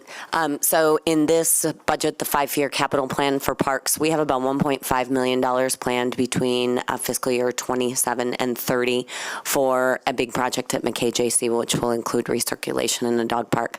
We're also working closely with DGRI this budget year with DGRI and the Chamber on a pop-up dog park for Hartside Park. And then we're continuing community conversations for other dog park opportunities throughout the community. So other than the Chamber funded one between now and 2030? Big dog park projects, correct. But we're also exploring smaller opportunities and some of our smaller community park projects that are coming up that are yet to be in design and haven't gone through the community engagement process yet. So while there isn't an intentional plan, it doesn't mean that a dog park won't be rolled into one of those park projects. All right. Well, I'd encourage those listening to start looking at their parks and seeing where there's space that we can put them in, because I think virtually every park we have potentially has space for one. So, thanks. All Mayor, before we adjourn, I'd like to highlight real briefly, mention some of the critical things we had earlier. Joel, can you go to the next slide? And back up quickly. So, We all clicked at once. no, that's fine. So our CFO, we talked about this at the beginning, to transfer $7 million to our Budget Stabilization Fund and the $50,000 to RX Kids from the fiscal year 26 budget, and I heard no objections, so we're going to proceed forward with that. Next slide. What I need more feedback on is these things that I mentioned that were not funded in the budget. And right now, what you saw in the preliminary forecast was that we were projecting in fiscal year 27 about a $300,000 or so surplus. That's the margin. This list is over $500,000. So I did not get any feedback on whether or not there was a desire for this commission to continue to fund in the general fund the positions that were being discontinued due to grant funding. So that needs to be clarified, and I would appreciate that clarity today so we can start preparing the restated budget, the final budget for next week, because right now it's not in there. I did hear support for the enhancing the disaster relief fund by another $50,000. Right now it's $50 in the budget. We were proposing to increase that to another $50,000. And we talked about this mediation coordinator position that right now we don't have the funding for it in terms of the added state funding. I would suggest we defer until we actually receive that. But the enhanced support for the commission and communication, I've heard corridor enhancement today, as well as, potentially reallocating the funding within the Third Ward Equity Fund to support more neighborhoods, as well as some violence prevention. So I need some direction on what the commission's priorities are in continuing to convert the pilot into a permanent program, because right now it's not in the budget. Which pilot? The support? Which pilot were you talking about? The commission support pilot. Oh, I don't see nobody else going, I'll go. I think I said from day one, I didn't think that we necessarily needed the commissioner support or the enhanced communications contract. Just, I think that we have the talent and the people internally here already in the city, especially for the enhanced communications piece and the commission support. I think we can do something different with those funds that will be more applicable and impactful within the city than continuing to pay for that. So that's my.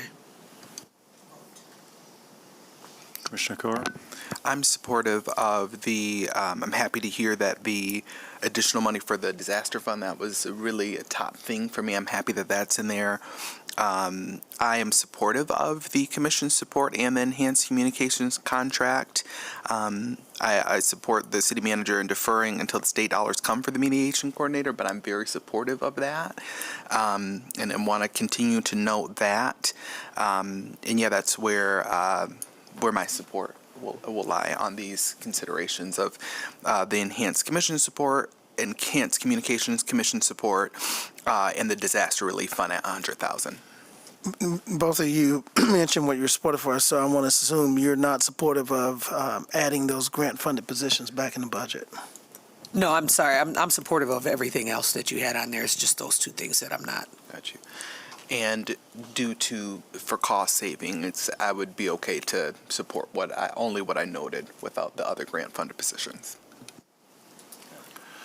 I guess I have the same position as Commissioner Kilgore, although, frankly, given that we're putting $7 million into our budget stabilization fund, and if I understand correctly, we have a $300,000 wiggle room. We're talking about, we could satisfy all of these if we move $250,000 out of the budget stabilization fund. So that's obviously an option. That maybe if it were one-time cost, we could, but to sustain it ongoing, we could not. So if we backed off the budget stabilization fund, it would, whatever we would fund in lieu would only have to be a one-year cost. It'd be for the year, right? Okay. I mean, we're it's for this So year's it wouldn't be budget. converting the program permanently, it would just be funding it for that year.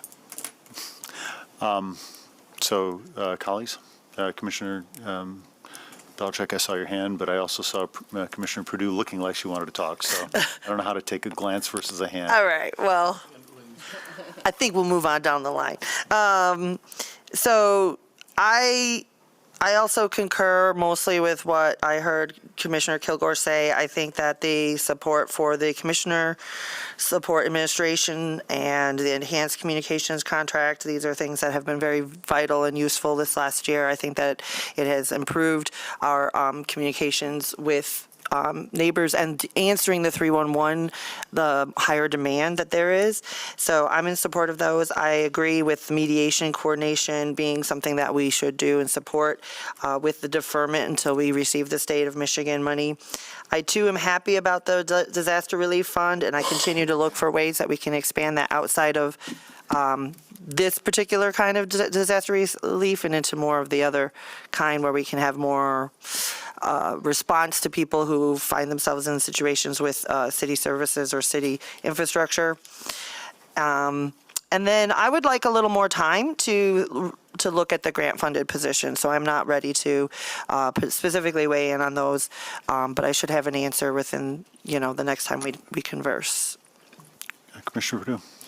Yes, thank you for asking directly, City Manager. Yes to the grant positions, yes to additional disaster relief fund contribution, yes to waiting on the state to move forward with the mediation coordinator, but very supportive of that role. And to your point earlier, I think we can talk about how might that relate to some of the other potentially overlapping or synergistic efforts that we've discussed today and else at other times. And then, I think for the enhanced communication contract, that really refers to the Ward Wednesday work that was stood up over the last few months. I think that is something that, when we heard Mr. Green gave his presentation and he talked about the value add that they saw by doing that, I will hope that that's something that now that we have the proof point that we can bring it in-house. It's a once a month communication. So I will be supportive of not contracting that out, save the dollars and bring that internally. But that might be a question of capacity, but that seems pretty, like it wouldn't be a big lift. And then regarding commission support, I think it's essential to provide additional support to city commissioners. We have a ton on our plate. We have a part-time role with full-time responsibilities and expectations. And so, my hope and dream for the extra commission support was, I think, above and beyond what was delivered in this pilot phase. I think right now we really just had more robust scheduling support, which I think is just base foundational support that that we should be entitled to. I would like to see more enhanced support beyond that, but if that's not part of this deal, then I think that we need to renegotiate, because $100K, I'm not sure if we're getting the full value from that role. So I want to continue ensuring that we have baseline support, potentially additional support beyond scheduling. I am not as confident that this role designed this way at this time is the best way to do that. So let me know if that's not clear. I think I touched on all of them. Thank you. Commissioner Thank you. Agree on the mediation to wait. Although I think it's needed, seeing some of the serious violent acts that we've had in this city, one with a landlord and a renter, and then the one that just happened in the first ward. So definitely see that and see a lot of the mediation things that come sometimes to our office that might come through that are a civil issue that GRPD tries to work to respond to. I think I've been pretty vocal. I don't support the enhanced communications contract. I too think Thank you, Mr. Green, for sharing how that's been performing. So I had, my belief of it was not right, so I want to say thank you for correcting that. And so it has had reach. I think some of the things, like I'm doing mine today, is I'm giving ideas where I think we could streamline what we need to do to make it happen. And so definitely support that. And I can't speak for the department, but I think, they have really, really great produced videos. So hopefully they'll be able to make that happen. The administrative, I think, for me, and maybe this is just my own, I've been doing this without it probably the longest. And managing my other schedule. And so I too have not seen the value in the way that this is currently designed. Current executive staff provide a lot of support already for the things that I need that were previous to this, and I think are always able to help and support, because the reality is one individual for 6 of us doesn't really work. It's not really, we talk about, how, we were talking about equity versus equality earlier, but I don't think it has been equal, and so I don't support this. But I would be open to what does something else look like. I had suggested we take some of those dollars, even though they were not budgeted, to be able to support additional communication for our neighborhood associations. And so even though that is not a fully imagined infrastructure piece, I do think, again, we have seen a lot of, city manager just shared with us last week, just, what I'll call, I wouldn't even call it journalism, but just people who are reporting on what's happening at the city, and it's just, one-sided, unclear. And so I do think that neighborhood associations are often trusted communicators for us. So to me, that would also help, even though that's not administrative support, I do think that is commission support. I know today we have our kickoff for zoning, and I've seen it all over. We have a lot of connection communication, and I know neighborhood associations are part of that, and they were definitely in full force at the neighborhood summit. I think the grant-funded positions, I will just do a little bit of prioritization here. I probably prioritize the energy and carbon specialist over the administrative services officer, only because I think we're embarking on this journey with CAP, and we've been talking about some of the budgeting pieces. So that's, probably how I would prioritize that, although I'd prioritize those two over like the commission support. So I hope that answers your question directly, City Manager. Thanks.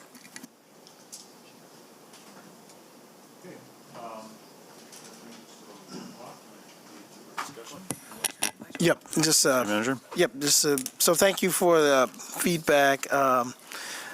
This is going to be interesting going through some of these, because it's almost like the vacant city commission discussion on some of these items. So we'll have to toggle through it this week. I'll meet with some of you tomorrow, and so looking forward to the further discussions off the dais about some of these issues. Regarding timing, we have EDPT, and then city attorney still wants to go in a closed session afterwards. Is the commission available to do closed session at 2 o'clock?